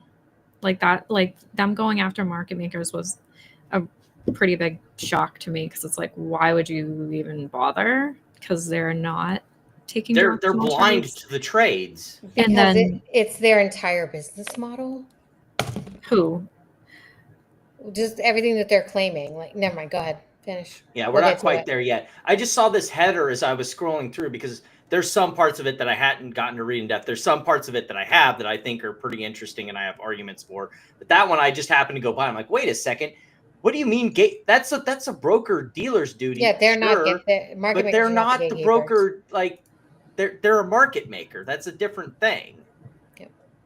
I'm like, so they just broker dealer and a market maker are two different things. Yeah. Regulators. Oh, this was the other thing.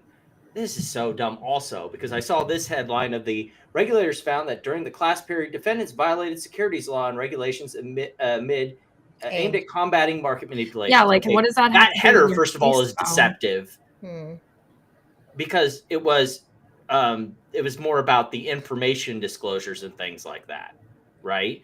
Well, also, like, what does that have to do with your stock, right? Well, like, nothing. Well, it's an and if you're going to cite that, you better understand what happened, right? Well, and they're also trying to play this previous bad acts game, which you can't do in a criminal case. Like, say if Amy stole chocolate bars from Walmart, if there's another theft at the Walmart, they can't use in court, Amy stole chocolate bars from the Walmart, so she must have stole $100 from the Walmart too. One time when I was a child, I did steal a candy bar and my mom made me take it back and tell them I stole it. So on one level, it's they're trying to use prior bad acts to prove that this bad act was also them, assuming the bad act. But then they also don't cite these acts whatsoever. Like you would expect a footnote, maybe. There's they're like, this is the other big problem. There's like because no footnotes, no citations, no footnotes.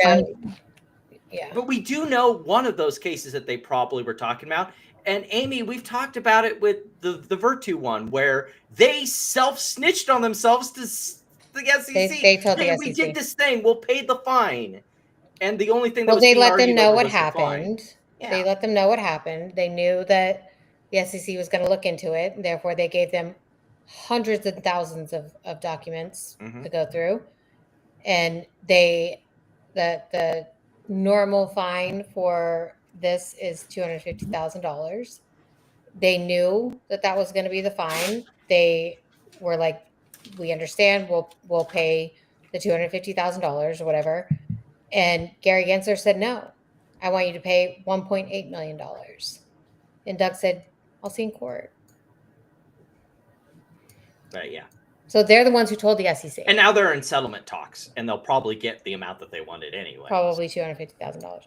But regardless, this wasn't them being derelict in their duty. They were actually forthcoming with the SEC and said, we discovered this, and we're letting you know what happened. Right. But that had nothing to do with GNS. Right. No, that had absolutely nothing to do with GNS. No, but that's the point. That's Wes trying to use it. Defendants, okay. Just the same way that he uses the Citadel marking longs as shorts, but they conveniently leave out that marking longs as shorts means that they were marking shorts as longs. Yeah. There was no financial benefit for them. Did you get to the short selling in their we'll get to that because this is part in their spoofing section. So again, this is another West spoofing case because he found it's a lot easier to get by saying it's spoofing instead of talking about the naked shorts because you can't get sanctioned. Prove that. Yeah, you won't get sanctioned again. Although, I mean, I'm kind of wondering, does the SEC look into what's going on here with all this? I feel like it's actually crazy to do this. Like, why would you want to put yourself under a microscope even more? And we should look at that NBBO thing because, last night, do you have the part about the NBBO? Like, the way that he's talking about they manipulate the NBBO. Like, the NBBO it literally comes from the SEC. Yeah. Well, and here's the big thing: the SEC would just be like, that's fine. And the SEC is able to detect things. Like the SEC has caught people who have done naked short selling. Like we talk about the Savvy case a lot. They're just mad that the SEC doesn't do a lot of naked short selling cases, probably because there isn't a whole fucking lot of it. So again, with the spoofing, like if it's actual, like there is an actual mens rea of them trying to manipulate the market, the SEC is pretty good at catching these people. So why do we need people like Wes Christian ambulance chasing their way across these shitcos who the real scam is these companies don't make any earnings and have usually no revenue too. Well, and then try to use the marking the shorts as long thing. Like that was identified by the SEC. That was investigated by the SEC. They were fined by the SEC. Mm-hmm. They had it was a programming thing in their high frequency trading that was whatever. It was fixed. They paid the fine. And for him to use this as like I can't find. Can't find anywhere. I googled the crap out of that. Cannot find it anywhere. I asked Doug I love when they make up they're like damn investor. They make up these fake market terms that have never existed. Yeah. Well, I asked Doug about that because he said, where does he say? He says it came directly from Virtu, right? From a senior officer. Senior officer at Virtu. The 3-tick boogie. The 3-tick boogie. So I asked Dougie. Yeah, Doug said he had no idea. And even after he said that, I was still like, all right, but maybe he never saw it. And it was. I said, ever heard of something called the 3-tick boogie? Apparently came from someone at Virtu. He said, no idea. And again, it's funny. They say that they're directly quoting someone at Virtu, No footnote, no citation. Yep. No link. You can't no find source. it anywhere. So if anyone can find it, like, yeah. Man, what do they? You know what? So they say whereby defendants absorbed and resold customer order flow at prices that were favorable to defendants. So here's what this is coming from, and we've heard this. We've heard them talk about this before. We've heard them talk about how they are these orders that they're getting in payment on order flow, that they're internalizing the orders and they're sitting on them. They're sitting on them for a more. He's saying that they're sitting on them for a more favorable price to them. And it completely negates that they don't make money. They make money on the spread, right? That's how market makers make money. So it's not advantageous to them to sit on an order. Right. They make money on the spread. Correct. And they're just, I have heard this so many times. Like, I didn't even know that that's what the 3-tick boogie was until I just read that. But that's where this shit comes from, right? They think that they are like, if you or I put in an order, that they're like, I'm going to hang on to that one. And then I think what they're basically trying to imply is that they are holding on to these orders and then they're shorting the stock to make more money. Which makes no sense. No, it does not. And like, I've been having this problem lately of trying to dumb myself down to understand what it is that these folks are talking about. So if it sounds a little crazy, like I get it, it sounds a little crazy in my head too. But that's what I think they're going with this. Also, like, again, this direct which is not something they do. A senior Virtu officer that they can't name, they can't cite or anything. Correct. Yet at the bottom here, we've got like lawyers. Abe, Alexander, and West. You know, usually when lawyers do shit like that, there's repercussions, especially when you attach your name to documents like that. So be a little more careful. During the class period, and there's nothing exhibits, right? Oh, we're about to get to those. During the class period, I'm saying about the senior Virtu officer. Yeah, there's nothing, no exhibits, nothing. Okay. During the there class is period, one exhibit, but not about that person. Yeah, and it's a really dumb exhibit. We'll get to that too. During the class period, that's just like saying, "Oh, I heard it," and then you put it in a fucking lawsuit. Yeah. During the class period, defendants at least placed at least we'll call it 1.4 million manipulative baiting orders, totaling, like, I feel like this is a little bit out of the ass. Baiting, like, too. This is order routing. Like, they're required by law to sit on the bid and the ask. Like, what is this guy talking about? So then they say that they have multiple things, but that they give us 3 specific examples. I find it funny that this is their earliest example and it's early 2025, yet they want to say that the class period is from 2022. Hold on. The earliest is 2023. That's example 3. Yeah, they go a little out of chronological order. Why can't they go in chronological order? Because it's been in final review only for 5 months. Okay. Okay, so that one they weren't able to get the so then I might have been wrong on the news I pulled for this one, but anyway. Well, the ones I like linked today are all correct. They're all from the I'll let you handle that then. But yeah, we found news that happened during these days because every one of these they say there was no news. There was a ton of news every time. Yeah.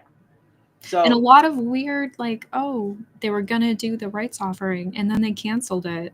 Mm-hmm. And then all of a sudden they canceled it and did a buyback or announced a buyback. We'll get to that in a second because I have some theories to add to this. I think that's the first one, right? The first example. The first one was that they had the rights offering to buy shares so they could buy BTC.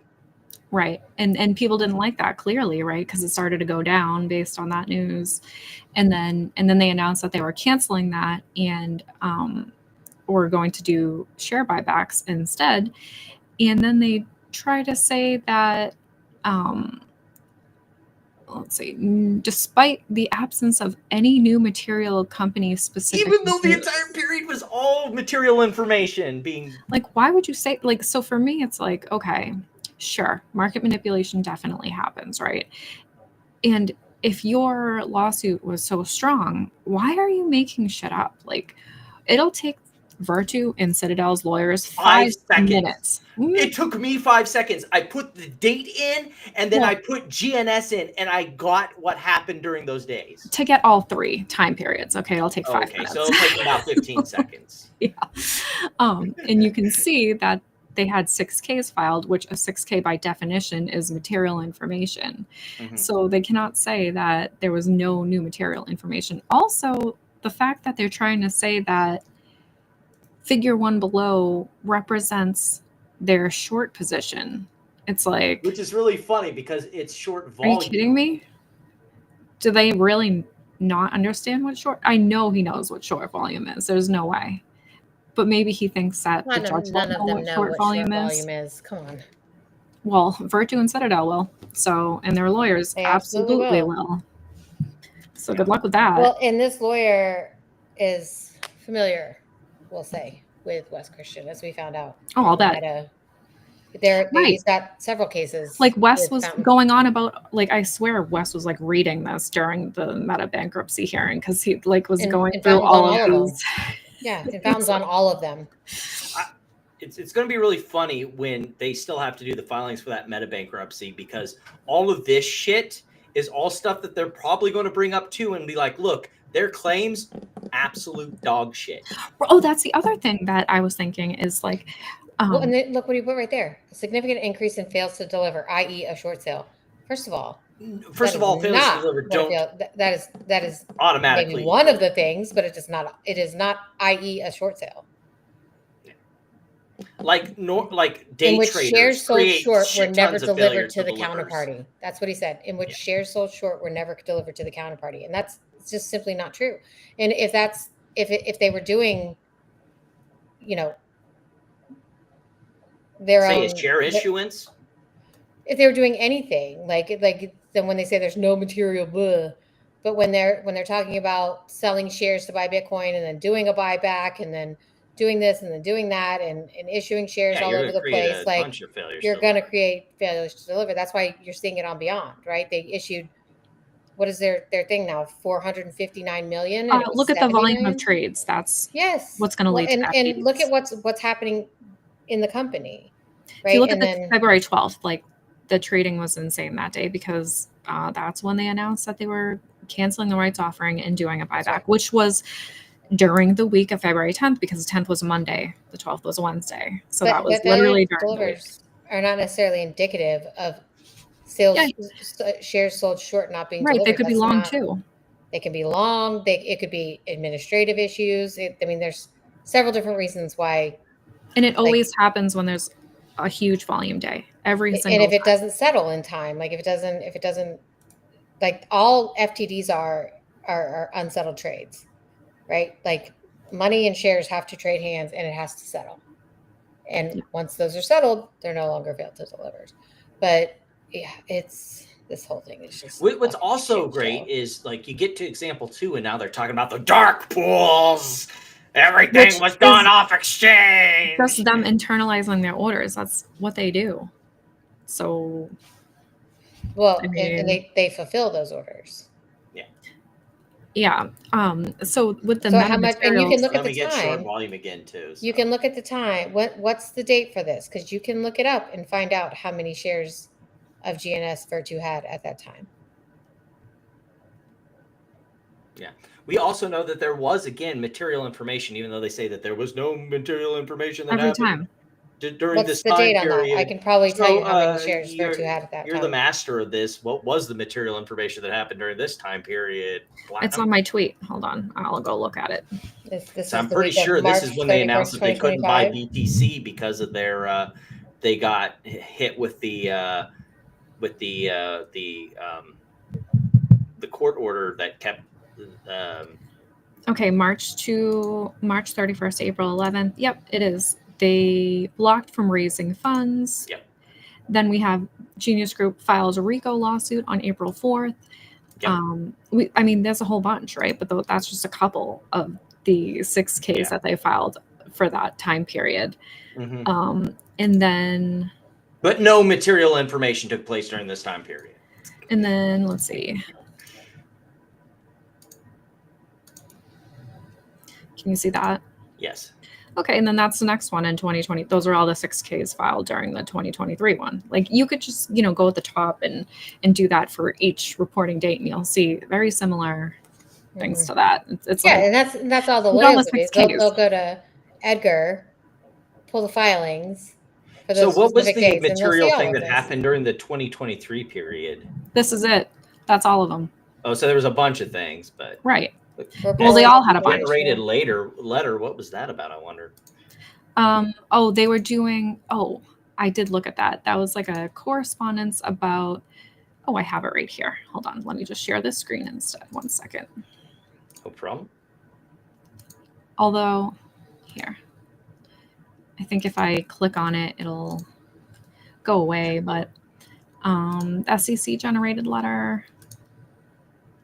Are you able to see this? Nope. I'm still on the splash screen with the whole list. You should be able to. It's about dual listing the. Oh, that's back when they were dual listing on that stupid Bitcoin, not Bitcoin, but that stupid NFT exchange for their shares and all that. When they were doing the tokenizing. Yep. Which, I mean, tokenizing, like that whole debacle would absolutely cause FTDs. Yep. So they were telling them to revise this and announce the approval of a plan for NFT coupon, blah, blah, blah. Oh, also it was the NFT coupon where they did the dividend for the $10 coupon bullshit and everything like that. Okay. And so then they did respond within 10 days. So that's what the SEC correspondence was. Then we got, let me pull back up my thing here. Then we got the whole thing that you were talking about where it's like they were manipulating the NBBO. Like, not sure how you do that, slick, but cool. You gave us this chart, which again uses short volume. Instead. There's just so much here that makes me angry. It's crazy that I'm going to try to find this. Like, look at figure 3. It says Virtu built considerable short positions in Genius stock through off-exchange trading. It says volume. Did they though? Because where is their short position? Don't see it anywhere. Volume. You don't delineate what was long volume and what was short volume. What was their trades? What were they doing? You just take their volume numbers and are just like, look there, see? It's like,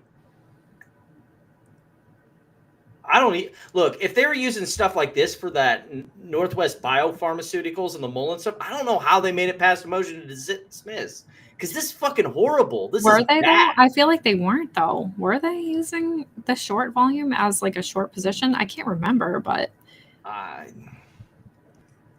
thought, well, because remember with the Mullen one, they were saying all these days, and then they had to change it to actually no, just these days, whatever. I don't remember seeing. Whatever. What was this chart supposed to be showing? Repeatedly built major short positions. Again, oh, they're using Ortex! I didn't even notice that at first. Oh, my God. Oh, my goodness. I swear to God, Ortex is part of this whole scheme. I swear. And I can't prove it yet. I can't take you seriously. This is the company that couldn't update its fucking share count data for something Beyond weird going on with Ortex. Oh my God. And I wouldn't be surprised. I cannot take you seriously. Literally using Ortex? Are you fucking kidding me? Oh, additional allegations of scienter. So they have some things that lead to the strong inference that defendants knowingly or at least recklessly engaged in or facilitated spoofing activity. Which again, how you prove this? Because they're blind to all market trades. I don't even fucking know. During the class years, high suspicion gives rise to strong inference that they deliberately manipulate. Again, all these claims are just straight up trust me bro claims. I mean, it has nothing to do with they're all conclusory money and have just been continuously diluting their stock, right? Right. That can't have anything to do with it, obviously. Regulators have warned defendants that the market access and trading platforms they had developed and operated could be, and in fact had been used to facilitate, where's the fucking footnote for this? What? Again, This is just a conclusory statement. Where's the evidence? Like, what warnings? Like, if they happened, there should be like a footnote down here, and I can scroll to the bottom of the page, and you got a citation. It don't fucking exist. Like, what are we even doing here? Fourth, the SEC and other regulators specifically found during the class period, defendants failed to... Okay, this has to be about the Virtu thing that we talked about. And again, if so, why can't you cite it? Why do you need to... Oh, here's Citadel was specifically for Reg Show. So I guess it's Citadel. Yeah, but talking about. Yeah, can you cite that somewhere? Like, why not? And the reasons why and what the specific case was. Like, hello, what is going on? Yeah. Failed or timely act. Like, again, like this just conclusory statements. And again, if you're going to give quotes, again, where's the citation? Like, this is like kindergartner shit. This is like law. This is like you walk into law school the first day. Make sure to cite your filings. Yep, 5 months under review here. You even mentioned in your tweet, I think, that there was some a missing word. Grammar and spelling issues. There was a missing word. It said it missed the word days. It was supposed to say trading days, and it didn't even have that word. It said trading? Just said trading, and then just kept going. I just moved on. Forget days. Who needs it? Goodness. Yeah. Everyone knows what they meant. Brief duration between the placement and canceling bidding orders further supports inference of scienter. In each spoofing episode, defendants entered into canceling their bid orders within milliseconds. Yeah, that's what we learned from the Mullen case, that they have to prove it. It has to be in real close proximity or it don't fucking count. But again, you don't prove this. You just blatantly say, trust me, bro, this happened. But you don't have any trading data showing that happened. Where the fuck is it? Defendants executed hundreds, if not thousands of again. Like, gonna prove that sometime? Loss causation. Here we go. Plaintiffs and other class members were damaged as a result of defendants' fraudulent conduct alleged herein. During the class period, defendants engaged in a trading scheme to deceive investors by flashing massive blocks of baiting orders in shares of Genius stock, only to cancel these orders after market participants sold their shares. At the direction of defendant, as a direct result of defendant's scheme. Okay, hold up. I'm looking at Virtu's. Look, I'm just going to share the screen with you. Okay, cool. I don't even see GNS on their thing. Well, short is not reported. This is their holdings. Yeah, but you don't report your short positions. What are you talking about? I'm not talking about short. Not a 13F? Or yes. What is it? Yeah, you don't report shorts on your 13F. Right, but they would report their holdings in GNS. Oh, not short though. They were trying to say short positions. They don't take directional positions. What do you mean? Right, but from their argument perspective, they're like if they were fulfilling orders in GNS, they would have shares of GNS here. Like long, you mean? Well, but they're not talking about their long. They hold inventory. They hold inventory to fulfill. You know what's going to be really funny is if they didn't have any inventory and they walk into court and say, "We at no point had any positions in GNS." So this is literally from March 31st, 2025. Now you want me to check the next quarter? I will, but sure. Why not? But they're talking about sharing this for now, and then I'll check it. But I'm just saying, like, this is not my whole point in this is that this is not hard information to go track down. So, like, if they're claiming, because that thing said that they traded 1.3 million shares of GNS. No more shares, 1.3 million orders, and like 100 and something million shares. Yeah. Well, I mean, you had it highlighted there, and it said that during from the period of March 31st, 2025. And it was both of them together. Yeah, they don't delineate between the two. Citadel and Virtu together. Like not even saying Virtu had this many and Citadel had this many. They're just combining them because this why is a not? Shit show. And like why not include all the other ones? Like where's like Susquehanna and fucking everyone else? Like Jane Street. Hey, you get you start talking about Susquehanna, we'll have Clown from Boston in here in 5 seconds flat. Okay, well, I don't see GNS is not on their Q2 either. Illustrates the average cumulative returns. And then they use SPY. Yeah, like as if they're equivalent.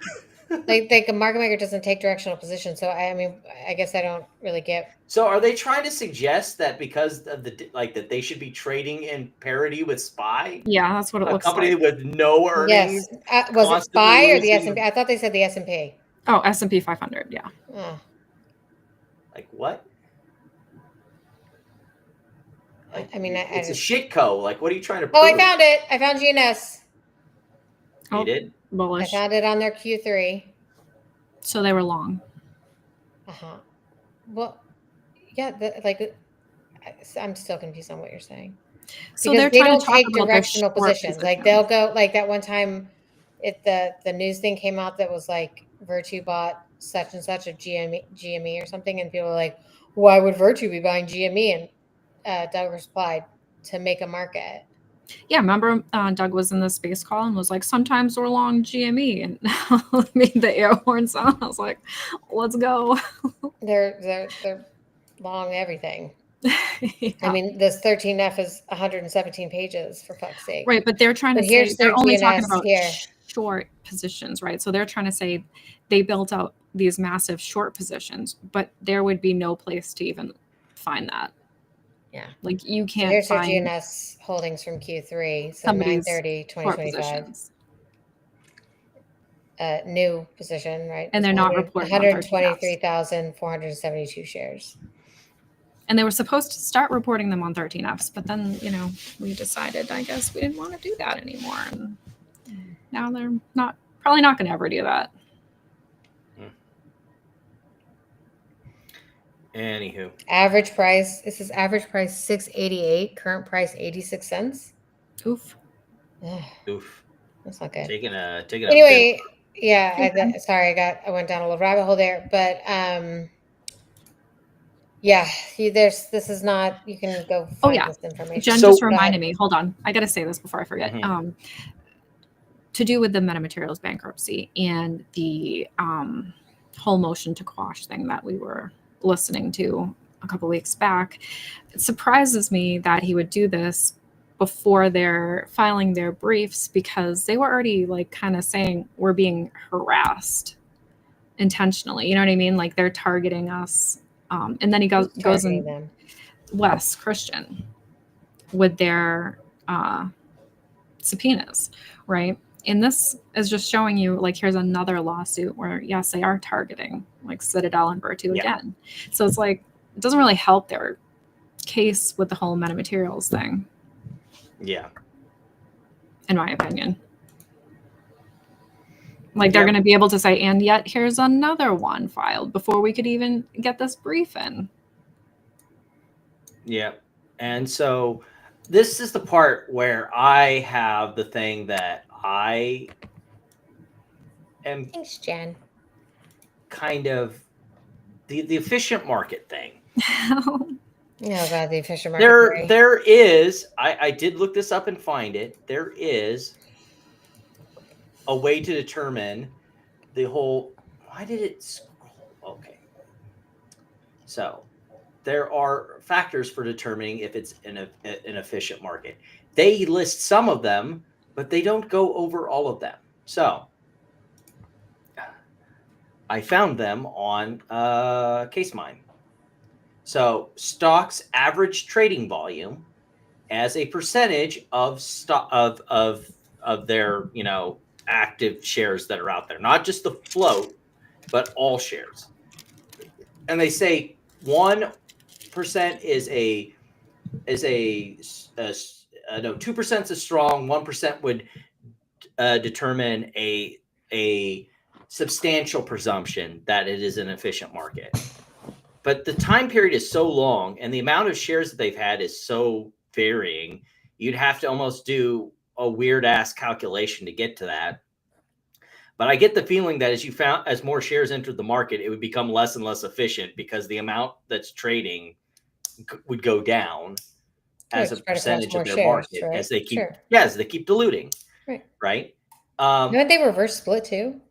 Yes, they did. They had one reverse split in there. So I have a curious quandary about if they meet that standard, because if you come back here over here, they talk about how they're listed, which is a factor. They talk about their SEC filings, which isn't a factor, and that they communicate with investors regularly, which is a factor. But you want to know what some of the other factors?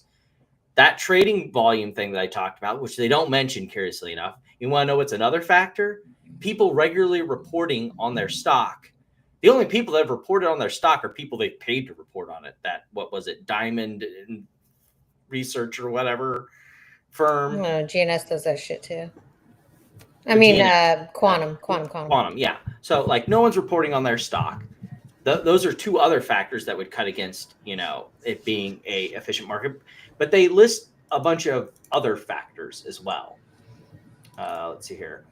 Where were they? Oh, yeah. Eligibility to file S3s. Other factors. Other factors determining if the market is efficient. Market efficiency, like market capitalization, the bid-ask spread, the float. So if the market capitalization is calculated as the number of shares multiplied, Cox found that in market capitalization was a top 60% sample group. So higher market capitalized companies tend to be more efficient than shitcos, OTC companies that have real tiny market caps. Bid-ask spread. Stocks, obviously, with closer bid-ask spreads rather than wider ones are more efficient. Basic economics. And float. In determining efficiency, courts consider the percentage of shares held by the public rather than insiders. If there's a large percentage that are held by the general market rather than insiders, it is more than likely a more efficient market. So I want to bring to your attention a different one. How about if the company is actively trying to manipulate the market by doing these janky MMTLP style things like, offering irregular dividends or trying to create a dual listing on an NFT exchange or, all these things that are specifically designed. Is it a dual listing? I thought they were tokenizing it. Yeah, they were trying to do two different. ERL was the dual listing that they were trying to list on some other tokenize the stock, whatever, and it was like a complete disaster. Oh yeah, yep. So it things that make the market less efficient, intentionally less efficient, then you can't claim a efficient market for the fraud on the market, standing or theory of filing a complaint like this. If you are actively doing things in the market to try and make the market less efficient for the trading, to answer this person's question, DRS. All DRS does is take it from street name and put it in your name. What? Right, but you could also make the argument that it makes the market less efficient because you're taking it off a regularly tradable exchange and making it harder to trade. I think is what they're getting at. I could be wrong, but that's. But what do you mean? It doesn't. How does it remove it from the exchange? Well, because it's not part of the DTC, maybe, and it's only. No, it's putting it in your name. It's putting it in your name, and it makes it harder to trade because you could freely trade it at market. Because some of these DTC some of these DRS exchanges, as we found out, they don't let you trade your shares, as we found out with Quantum. It's not an exchange. It's that's not an exchange, but ComputerShare is. Well, yeah, they're also not an exchange. They're their own thing, but they do have a brokerage that they use in order. Yeah, can't you trade? You can trade. Yeah, you can sell from there. You can buy from there. Yeah, because they also have a brokerage. Right. But that's because they have a brokerage attached to it. If you DRS, though, it removes it from the DTC. Yes, it makes it less efficient. I would say, I would agree with that. It would technically, I think, make it less efficient. I guess maybe depending on the shares outstanding. I don't know. This is the guy that was trying to tell a room full of actual traders to buy GNS. Oh boy. I just realized who it is. But that probably went great. That's my argument here. If you're going to claim efficient market hypothesis and say that this will never it's a fraud on the market, then you've already got part of your equation that's broken, because if you're doing things to deliberately make the market less efficient, I don't think you can qualify for the efficient market theory. I just don't. That's my uneducated legal opinion, but I think it's an argument that should be put forward, especially if you're going to have these shitcos hire a shitco lawyer like Wes Christian and keep bringing up this efficient market nonsense while they do this gimmicky shit to shareholders that has nothing to do with the fucking cost of tea in China as far as their company's concerned and their financials, to try and gimmick them into buying shares so they can dilute them further and steal their fucking investment. Yeah. I think that would be a legitimate way to combat this. How is it efficient when you are literally telling your shareholders we're doing things to make it harder for people to short our company, thus making market participation less efficient? The whole premise, which is the MMTLP thing, right? Like the whole premise of, that's the ultimate intentionally trying to cause a short squeeze. And then making it not DTC eligible. No, it's market manipulation. Yes, it is in itself market manipulation to try and manufacture a short squeeze, which again is another thing that both the shareholders and the corporation are trying to do to gen up interest in their company. Both makes it less interest. No, he fucking didn't. In this case, just no. Not sure. Name and filing. Yeah. Okay. Well, we know the name of the filing. It says biopharmaceuticals, and it's still in litigation, so you can shut up. Yeah, he hasn't recovered. You're wrong, buddy. You're wrong. But has Wes? If he does recover anything, it's going to be in the settlement, and you're not going to know what that amount is. Has he done a class action already? Not that I'm aware of. Okay, so I feel like that's going to be something that they're going to bring up too, because they brought that up with Mark when he tried to file. Yeah, because you have to have. You have to have experience, I guess, doing it. Yep. Or at least that's what they said. That's I think the fourth factor. Does the litigant and his counsel have experience in bringing class actions? That is like the fourth wheel of. Again, you have to ask yourself, if they had actual damages and they had actual proof of this, why did they bring it as a class action? And why did they wait 3 years to do it? I mean, remember, they first contacted Wes back in, what was it, November of 2022? Apparently when they IPO'd. Yeah. Crazy. But if they had any proof of this, or they had any actual damages or anything like that, like real damages, they would not have brought a class action. Dude, no one's hostile. We're just being realistic. Like, I mean, if you disagree, that's totally fine, and you can say why you disagree. No one's trying to be hostile whatsoever. But don't come in here uneducated telling us. Okay, Amy's a little hostile. Assigned lawyer won a biotech. No, he fucking didn't. 3 years to gather the data, but like they don't. We actually read this stuff. You can't take 3 years to gather the data. If you're aware of something, you have a statute of limitations of count them 2 years. That's right. Show the exhibit. Like they only have one exhibit. That's their data, and it's like a. And it's based on 3 columns short volume. I don't even know where they're getting the like number of orders. Did you see the exhibit, Amy? Where it's just like a bunch of numbers and dates? Okay, yeah. I'm like, okay, we're whatever. We had some people that were crying about the they should have also sued to get the buy button back. Oh boy. Yeah. So the thing about that is, if you want to place any trade, you actually have to call that shitco hotline. Even if you want to short the stock, you have to call the hotline. You can't. So, I mean, that's just part of the terms and conditions when you sign. Yeah. And is it the broker determines that they don't? If it does get to discovery works both ways. Mm-hmm. Go ahead. And if there's so I hope it does. Then there's nothing. I mean, like we would love that. Yeah, I hope it does go further than just being dismissed, right? And then we get to see more. But I promise you, based on what we're reading, it doesn't really look like it. Because all the allegations. The only goal is to get it past the motion to dismiss and then try to force a settlement. You're not going to get discovery. Nobody wants to show you anything. Nobody's here trying to make the market better. These are lawyers and third-party funders enriching themselves and telling you that this is going to be so great. Yeah. No, FINRA wasn't told to stop the buys. My brother works for Fidelity, of course. Don't they always? So ask your brother about the Shitco hotline. Maybe he'll tell you more. And ask him why, even if you want a short, Pat wants to buy a really risky and speculative stock, they'll make her call in and they have to read this disclosure. Short it. Or not just buy. You're right. Yeah. They'll read this disclosure that you have to like. It's the reason why you have to give the blanket sign off to be able to trade OTC stocks. They want they have a fiduciary duty to protect you from your own stupidity. Once you say, yes, I want to do the stupid thing, I'm a retard, they'll read then they'll let you do it. Right. They'll read you the disclosure.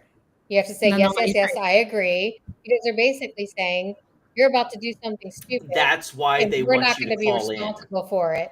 So you have to tell us that you understand that this is fucking stupid. Which is why they are not allowing you to press the buy button and you have to call in. They want you to call in so you can't sue them when you end up losing money in this shitco and say, yes, I'm a retard, buy the stock for me. That's right. FINRA doesn't tell them to stop the buys, by the way. I mean, maybe they do, though, right? Maybe they see something. And I mean, don't they communicate to brokers what to do?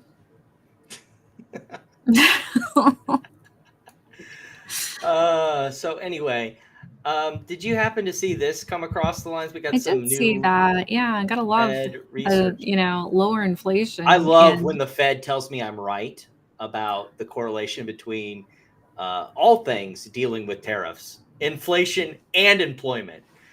Because we had some people who could only read half that chart. Yeah, it's like, okay, so sure, we get tariffs. What does that lead to? Huge unemployment, which would then lead to lower inflation, right?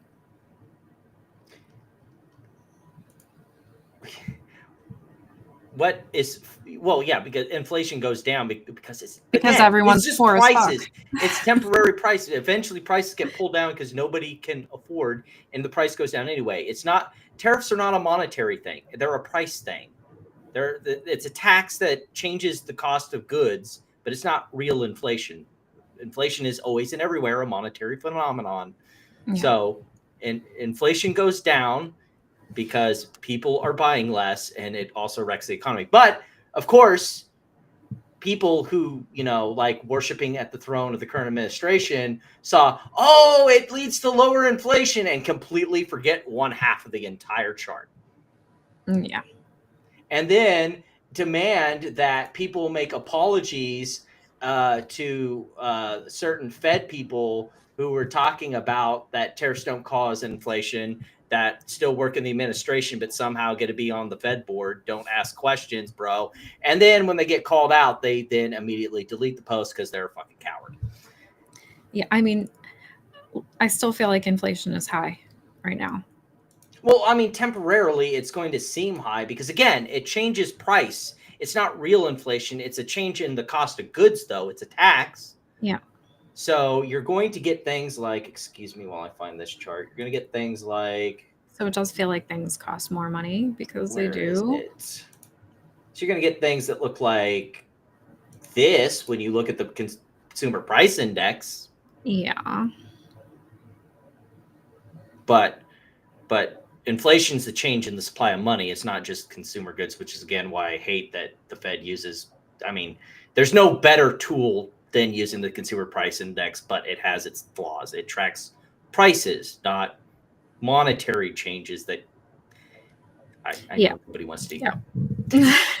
We get it. Now we're getting way down into the core of the earth with this economics discussion. But like, I just had to pull it up because it was incredibly frustrating looking at people, listening to people who can only read half that chart and not the whole chart. However, circling back around, this was pretty funny.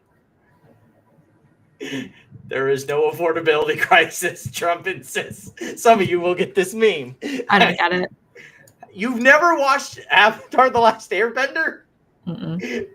There is no war in Ba Sing Se. That's the meme.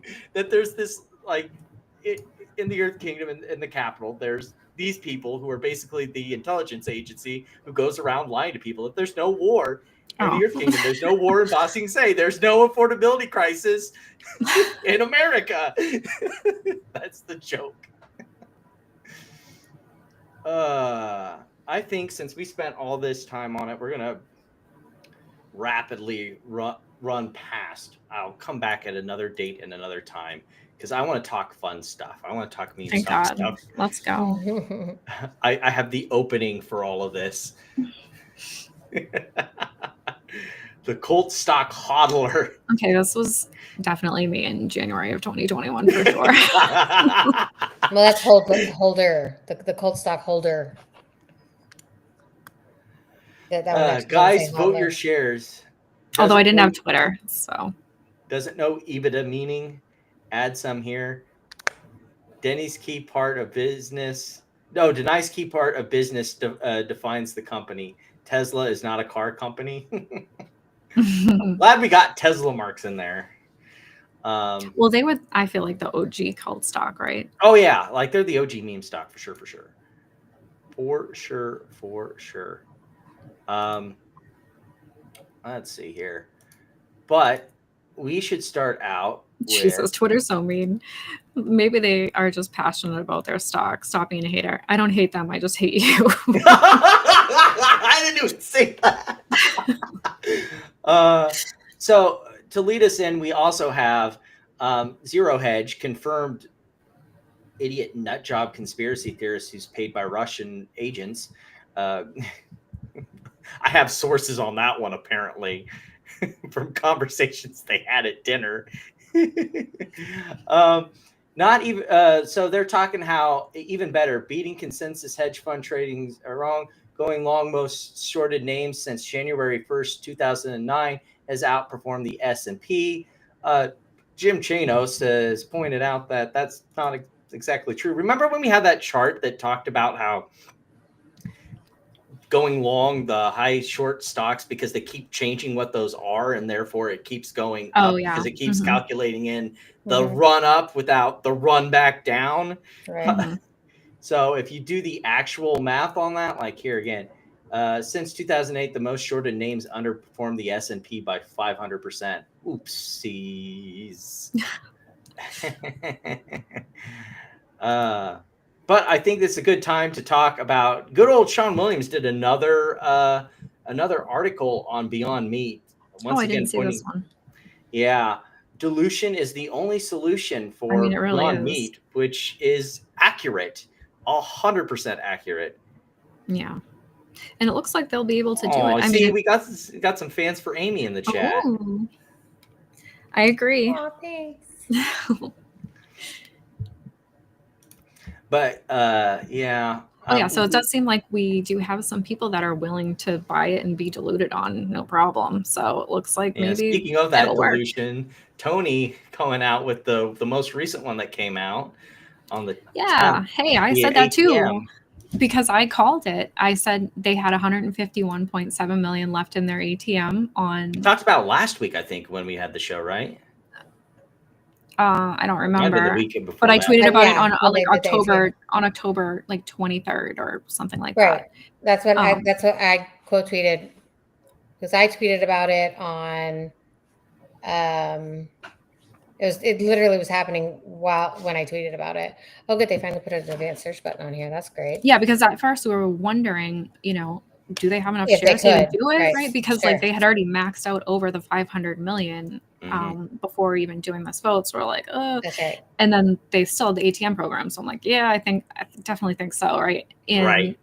I mean, why not at this point? Well, when they did their early earnings release, I mean, there's no other reason to do that other than you're doing an ATM at that moment, right? Like, so I'm like, a shelf, an ATM or something. When I saw that, I was like, why wouldn't they be doing it? Remember we were talking about it on here. I was like, why wouldn't they be doing it? Not to. Right. Like, so stupid. Like, so stupid not to. Good on them. So here's what did they get? Like $250 or something, right, for the stock? I don't. Did they say what price they were selling it at? So well, I tweeted that I said like 59 million shares. Yeah. So I tweeted on October 24th. I said I've been talking about it for 2 days. Don't be surprised if Beyond ATM dropping at any moment. They aren't announcing prelim results. That's how we started, Platt. We were saying why would they announce prelim earnings, right? If it's not to do an offering. That's the only reason. Right. So that was on the 24th, and then they put it in their their earnings. What day was this? November 10th is when we find out. Yep, they for sure were, because that's when Platt figured out that they had it was 151.7 million, and that's like now they have $2,000. And they sold it down to $2,000. They sold every single thing that they could possibly. I don't know why they would even leave $2,000 on the table. Like, what are you guys doing? Get your $2,000. Well, they were probably just fire hosing the bid, but. Which is probably why it almost got under $1 by the. Do you have all? That's what I said. I said in that tweet. I said they're not releasing prelim earnings because they're nice. They need cash. Oh yeah, exactly. So they had to be updated on their financials. Quarks, did you see all the people reporting fake earnings numbers for Beyond? Like, this is such a weird stock. No, I just put this up because I thought this was funny. Like, I don't even know if the numbers are fake.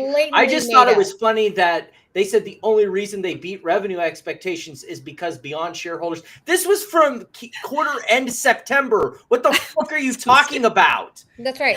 Well, and so that Stockwitz guy tweeted out some bullshit about it, saying because the share on September 27th, the share price, they had not done the debt exchange. They did the debt exchange on September 29th.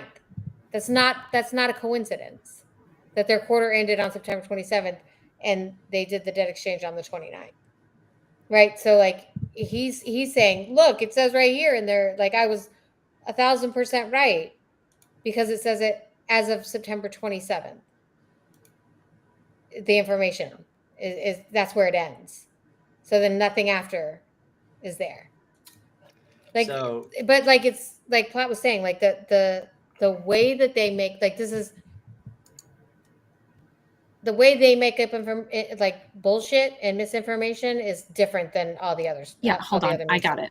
Let me share my screen and I'll show you what I'm talking about. You got the one where they were making bullshit. This is only, hold on. Where is it? Did I just like X out of it? Oopsies. Oh, here it is. Wait, there it is. There's 2,000 left. Bullish. So we're here. Look at it. This is earnings day. Blatantly wrong.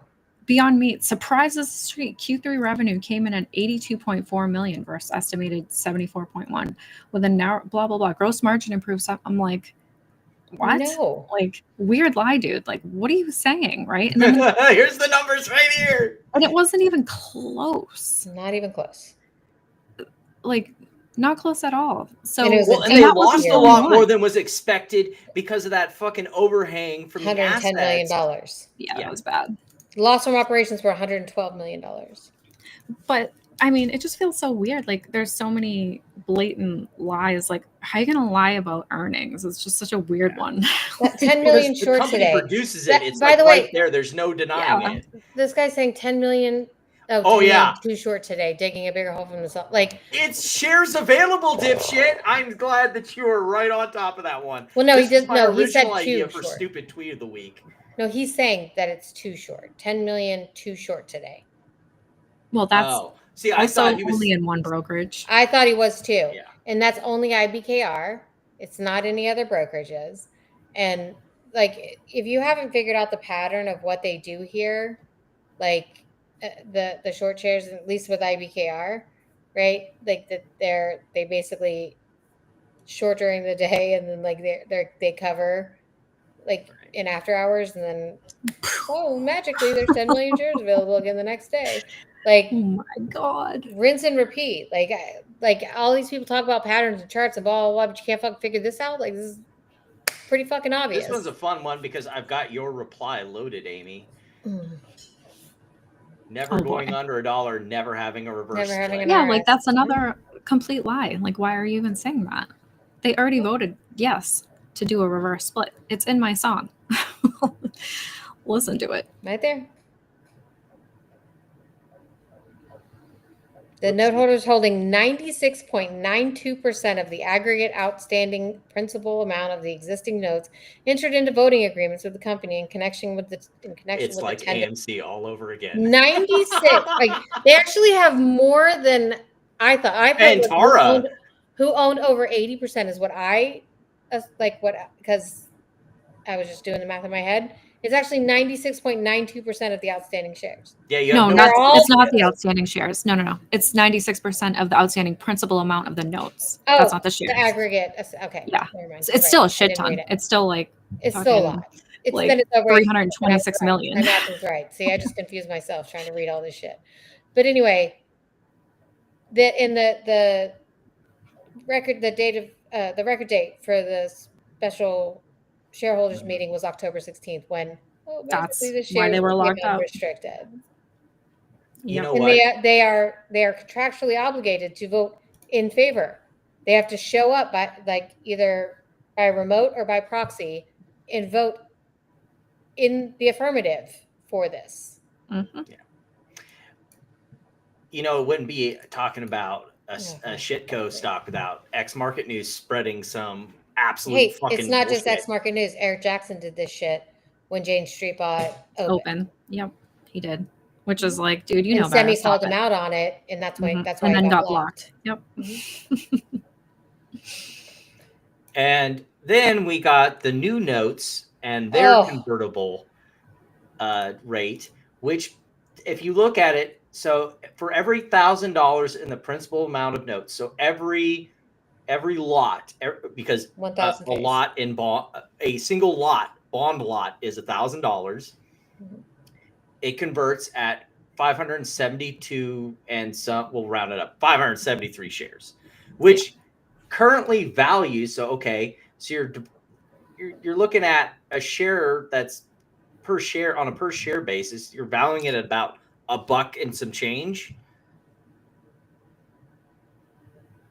Roughly. Yeah, isn't that like let me get a calculator. Less than 200 million shares, because didn't they only do $202 million worth of principal amount? Oh, was it 250? I think so. So even so, I mean, I feel like they accounted for 74 for like I think they accounted for 216 million shares. That would be for the new notes on their proxy vote thing, and that was like around ish. Oh yeah, so why they want to reverse he did the split math it already, and I'm being an idiot here. But yeah, so that's not exactly I'd call bullish if you're like the note holders are getting priced in at $1.75 a share. But is this why they want to reverse split it? Why? No, because it would just adjust based on that, right? Yeah.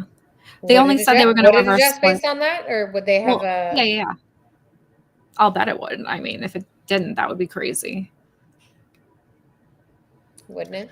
But I mean, Adam Aaron and like all of the executives at AMC, it was adjusted back from the reverse split. For what? Like his executive compensation? Oh, well, really? I mean, executive compensation's a little different. I mean, Mullen had that same deal where if you did a reverse split, they were not affected. They're not affected by the reverse split. Yeah. I wonder. I mean, they must have the note covenant somewhere, right? We could probably read about it. I'm not reading that. I will. I definitely. We'll do it later. Yeah, not tonight. No. It's a good question. We'll read it tomorrow. You know what's funny? Or if you want to feed it through ChatGPT and see if there's next stipulation in there that makes them immune to reverse split. We're gonna leave that you know what is really cool on Fox that they now have a thing where instead of doing like the AI read cap, like if you have it on your phone, you can actually have it read back the PDF as a podcast. So you have these two AI podcasters talking to you about the document like it's a podcast. It's pretty God. But apparently, like, Dude Bro is still trying to say that the shares are even though they literally said they're unrestricted. Like, how do you misunderstand? I mean, but like, not only that, it literally says that they are held through the facilities of the DTC. Remember when he said that unrestricted doesn't mean that they have gone through DTC, right? And then we were like, no, it went through the DTC. I can't believe he's like quadrupling and then, down.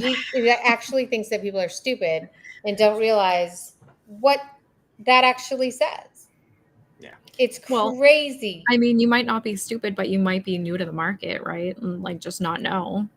And maybe the way that guy spins is insane. It's I've never. It's Jake insane. GPT would be the only other person who can do it like that. He might put Jake GPT to shame. I don't know about that. I mean, would he be able to convince people after the shares aren't trading and are? And even he tagged Perplexity. Well, first of all, Grok didn't respond to him. Grok is apparently taking a break from him. But then he asked Perplexity. And so then he asked Perplexity, and Perplexity was like, not quite. Yeah. So a follow up from last week's meme stock stuff. Ryan Cohen did delete the fucking Doc Out tweet. Thank you. Appreciate that. Also, to my surprise, Houston Wade says he fucking sold his GameStop. Holy fuck, on a live stream too. Yeah. And I like that tweet. I was like, all right, wow, good for you. What is that calculation he has up there? He didn't make $864 million. I don't know what it is. Who knows? Back into the stupid pile, though. This clearly means that they're getting their Bed Bath & Beyond shares. And, like, wait, what is missing for 2 years? Hold on. What was missing for 2 years? The Nazi Gate Ryan Cohen posted, Michael Burry and BBYQ shares.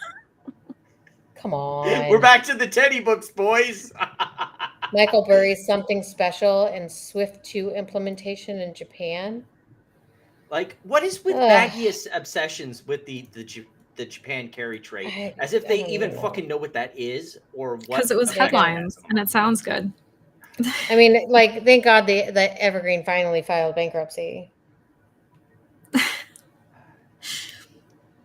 So, DD research on apparently this foundation worth billions can't find it or shows no ownership under 10K and no ownership by a larger entity.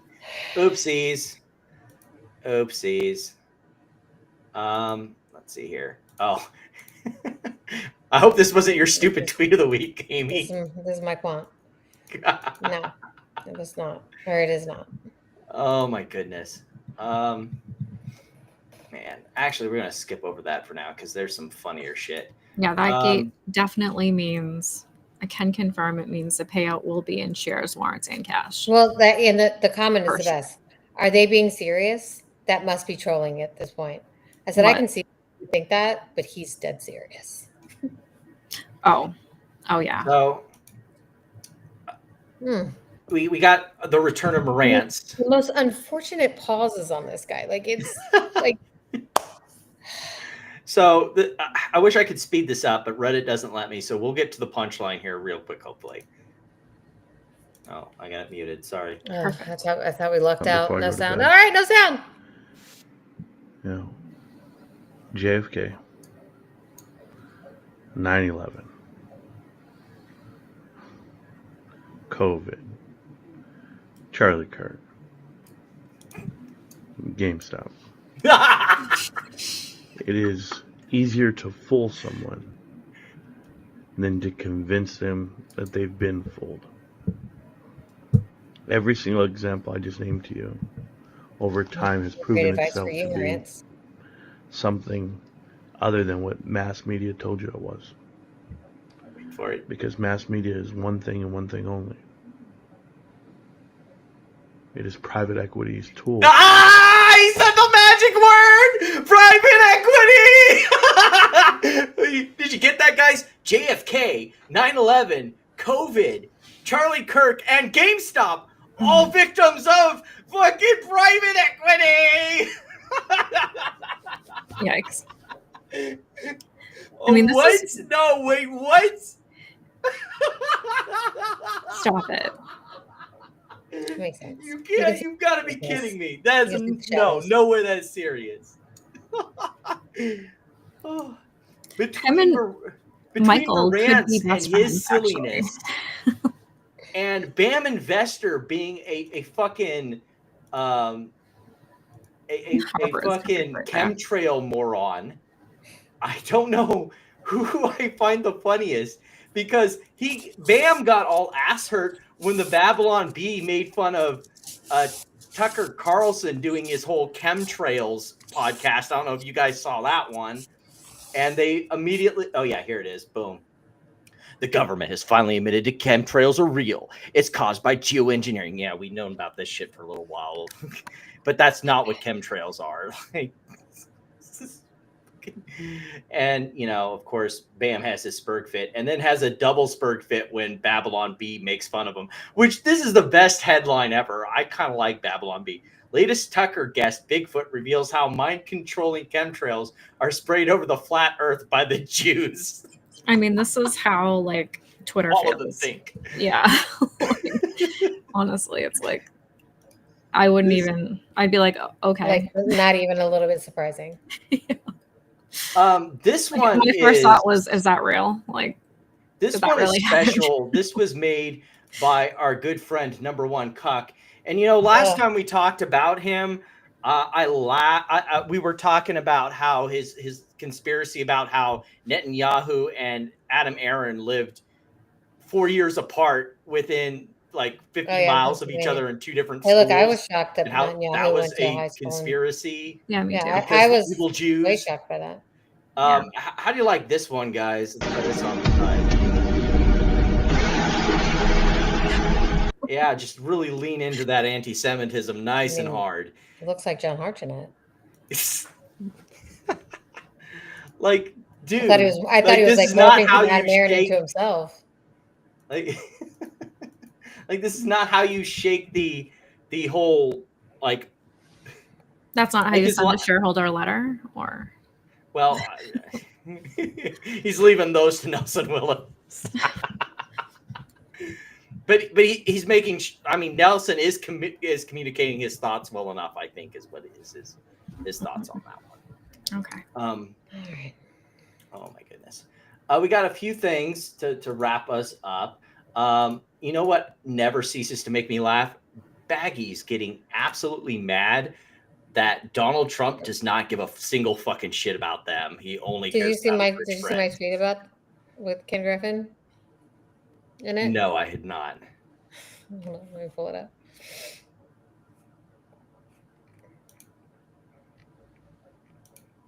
It's like you just had like, so everybody in the picture here. Everybody in the picture is like looking down right at what he's doing, and like, hold on.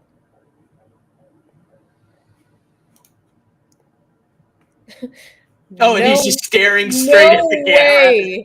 No way Kenny is not trolling here. Look at them all. They're all like looking over his shoulder, like, oh, and he's just like, look how great he is. And Ken Griffin finds the camera in the room, and he's like, what I need to do is just get a picture of me. No shot. He's not trolling there.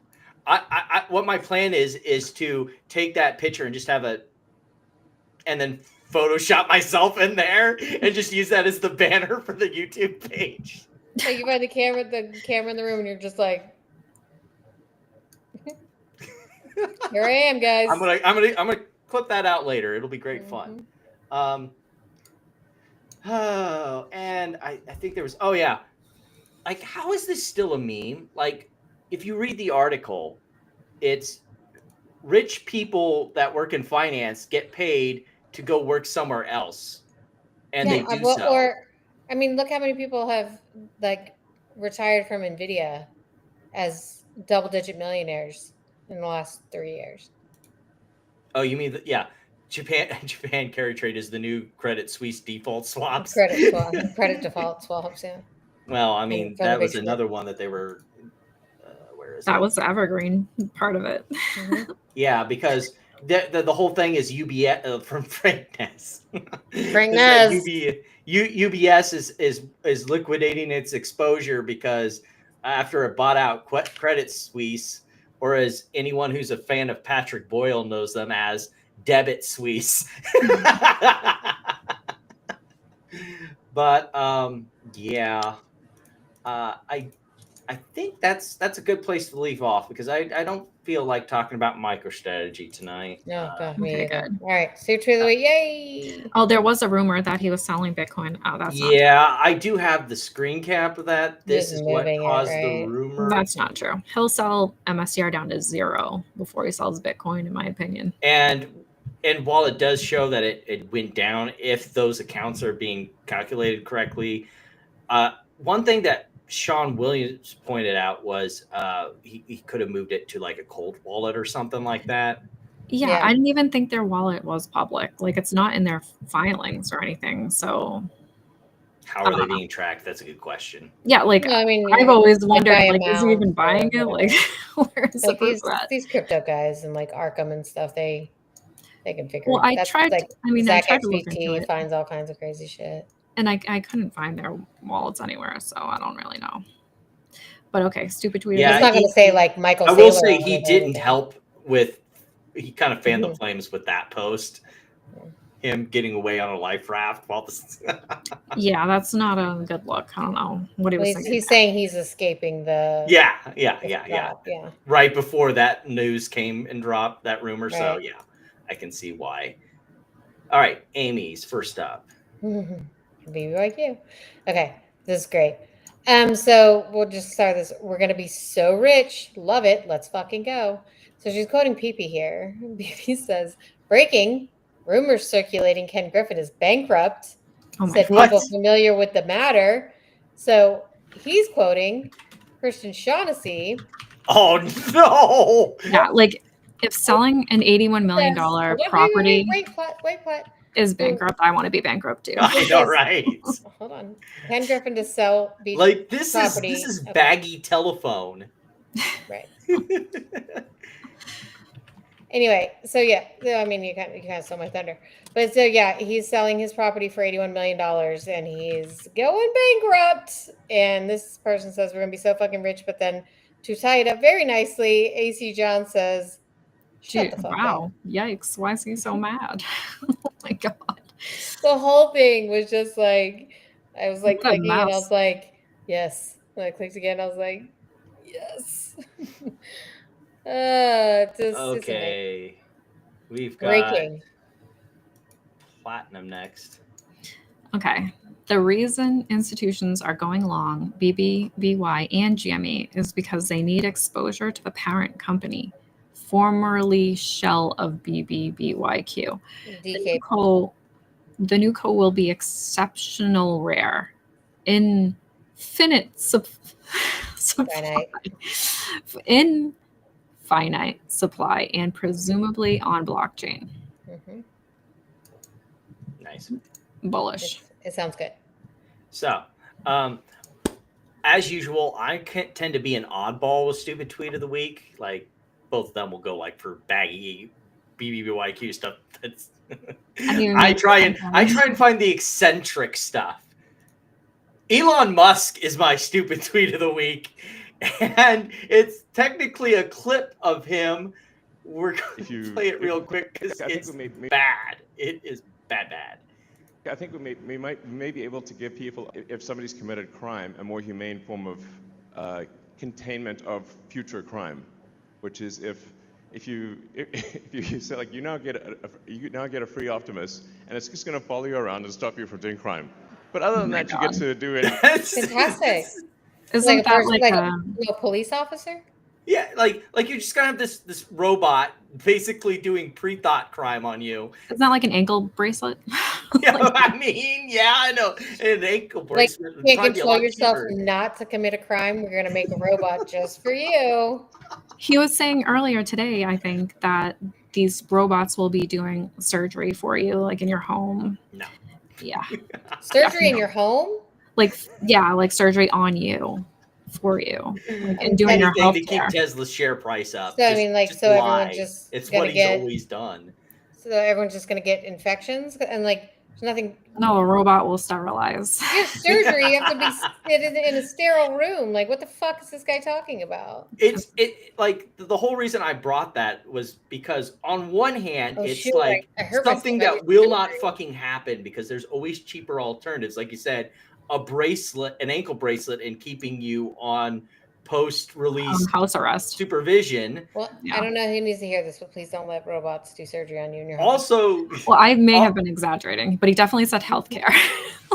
Also, on the other hand, how fucking dystopian the idea is to have some fucking Optimus robot following you around doing fucking pre-thought surveillance. Have you seen the video of the company that is like you take a video of your loved one, like so the premise of the video is like a woman who is holding a phone and holding a baby, and the baby is looking at his grandma who died, and grandma is talking to the baby like it's still alive, and then it goes through the kid's life, and the kid is sharing all the things with the grandma, and then he's an adult and he holds up an ultrasound photo of his wife is pregnant at this point, and he's telling his grandma on this device, and so grandma's been with him his whole life and she died. AI grandma. Yeah, it's so weird. Mm-hmm. I'm just like, this is, and this is like a thing that they're doing. And then it like flashes back to the beginning, and it's of the daughter taking a video of her mom to program grandma in a phone. Okay. Well, anyway, if you wish to vote for who had the stupidest tweet of the week on YouTube, you can use the poll that is in the chat now. If you are on Rumble, Twitch, or on X, voice vote in the chat works just fine. Do be advised that tiebreakers go to Twitch because there are 8 voters. So I still hold GameStop. Yeah, that's always the most interesting thing is like we have a GameStop bowl on our show regularly every night. Yeah. And I do enjoy hearing both sides too. She doesn't get mad when we disagree with. Yeah, and to be fair, there's been times when I've been pretty like, oh, well, that's pretty cool. You know, the GameStop's doing this thing, so it's like we're going to tell you how it is, our opinion, but also we're not like vehemently crazy. We're just the only people that we get real crazy about is the people who refuse to like. Here's a factual thing that is real. Yeah, you're going to keep denying that. Yeah. Okay. As always, we don't care if you buy, sell your stock. We don't care what you do at all with your money. No matter what anybody tells you, I don't give a damn about any of your money. I care about misinformation. Yeah, that's the big thing that this channel is about. Is like it's cool if you want to invest in something.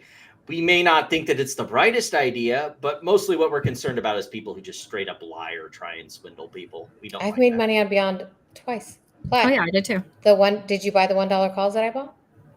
We both did the week before. Remember? No, I'm talking about last week. Remember when I said it dropped below $1? No. I bought. Remember, we were on that. Yeah, I know. And I was like, "You're going to be a baggie."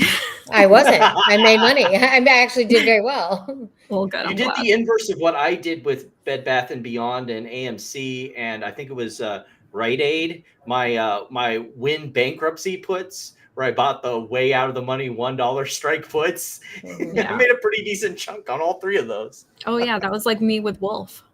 Like I called that in like a perfect time too. Well, my own thesis was that like it dropped under $1, and I was like, yeah, it was a Thursday, and I was like, well, Friday they're gonna like anybody short is gonna want to close out their books and blah blah blah blah. So right, I knew because why short it below $1? I knew it would bounce, and it did pretty well. There we go. Yeah. So our poll results. I think I would vote for you, Clorox. Yours was good. Yeah, I like the video. So last week, I think I lost a platinum in a tiebreaker thanks to rubbing my axe. And now I get to lose to Amy in a tiebreaker due to rubbing my axe. Oh, nice try. So Yeah, but that was great. We had a pretty good show today. It was action-packed. We actually had a show where instead of having a bunch of little things we talked about, we actually had two very, like it used to be in the old show, we used to have very big solid set topics. And we kind of had that again for this show because of the whole GNS lawsuit that was kind of weird. Well, and I don't think it's going to go anywhere. The wild week of Bill Pulte. Yeah, that too. That took up a whole hour. Please, Bill, continue to generate news for me. It'll be like the old days all over again. Yeah, keep being Plute, and we'll keep reading about it. Pulte, and we'll keep we'll read the most single one, buddy. I promise. 4 years from now, when this administration ends, it'll be the most devastating ever because Pulte will go to prison and we'll run out of content. Oh, no way. I don't think he goes to prison. He'll get pardoned. Yeah, but even then he's ruined. I mean, like, he's coming from what? Or having Bed Bath and Beyond fucking meetups? Like, ruined? He'll stay with when the administration is over, his real sentence is he won't go to prison. He'll just have to do Beyond Meat shareholder meetings. Yeah, there we go. From one Beyond to another. Back to the PP show. Yeah. Zip up his corruption sleeping bag and stay in the tent. Yeah, put your poster board away. The Ghostbusters. Anyway, any final thoughts from either one of you for the evening? Not really. Good night. Yeah. We'll see you guys next week, pending anything interesting that comes up that forces me to do an extra. But so far, I've been I've been busy at work. Did you guys notice that up here on the top now it says on air? Mm-hmm. I didn't notice that until just now. Yep. Yeah. It's very fancy. All upgraded. It's fancy. Should have like a red light and stuff. Mm-hmm. Yeah.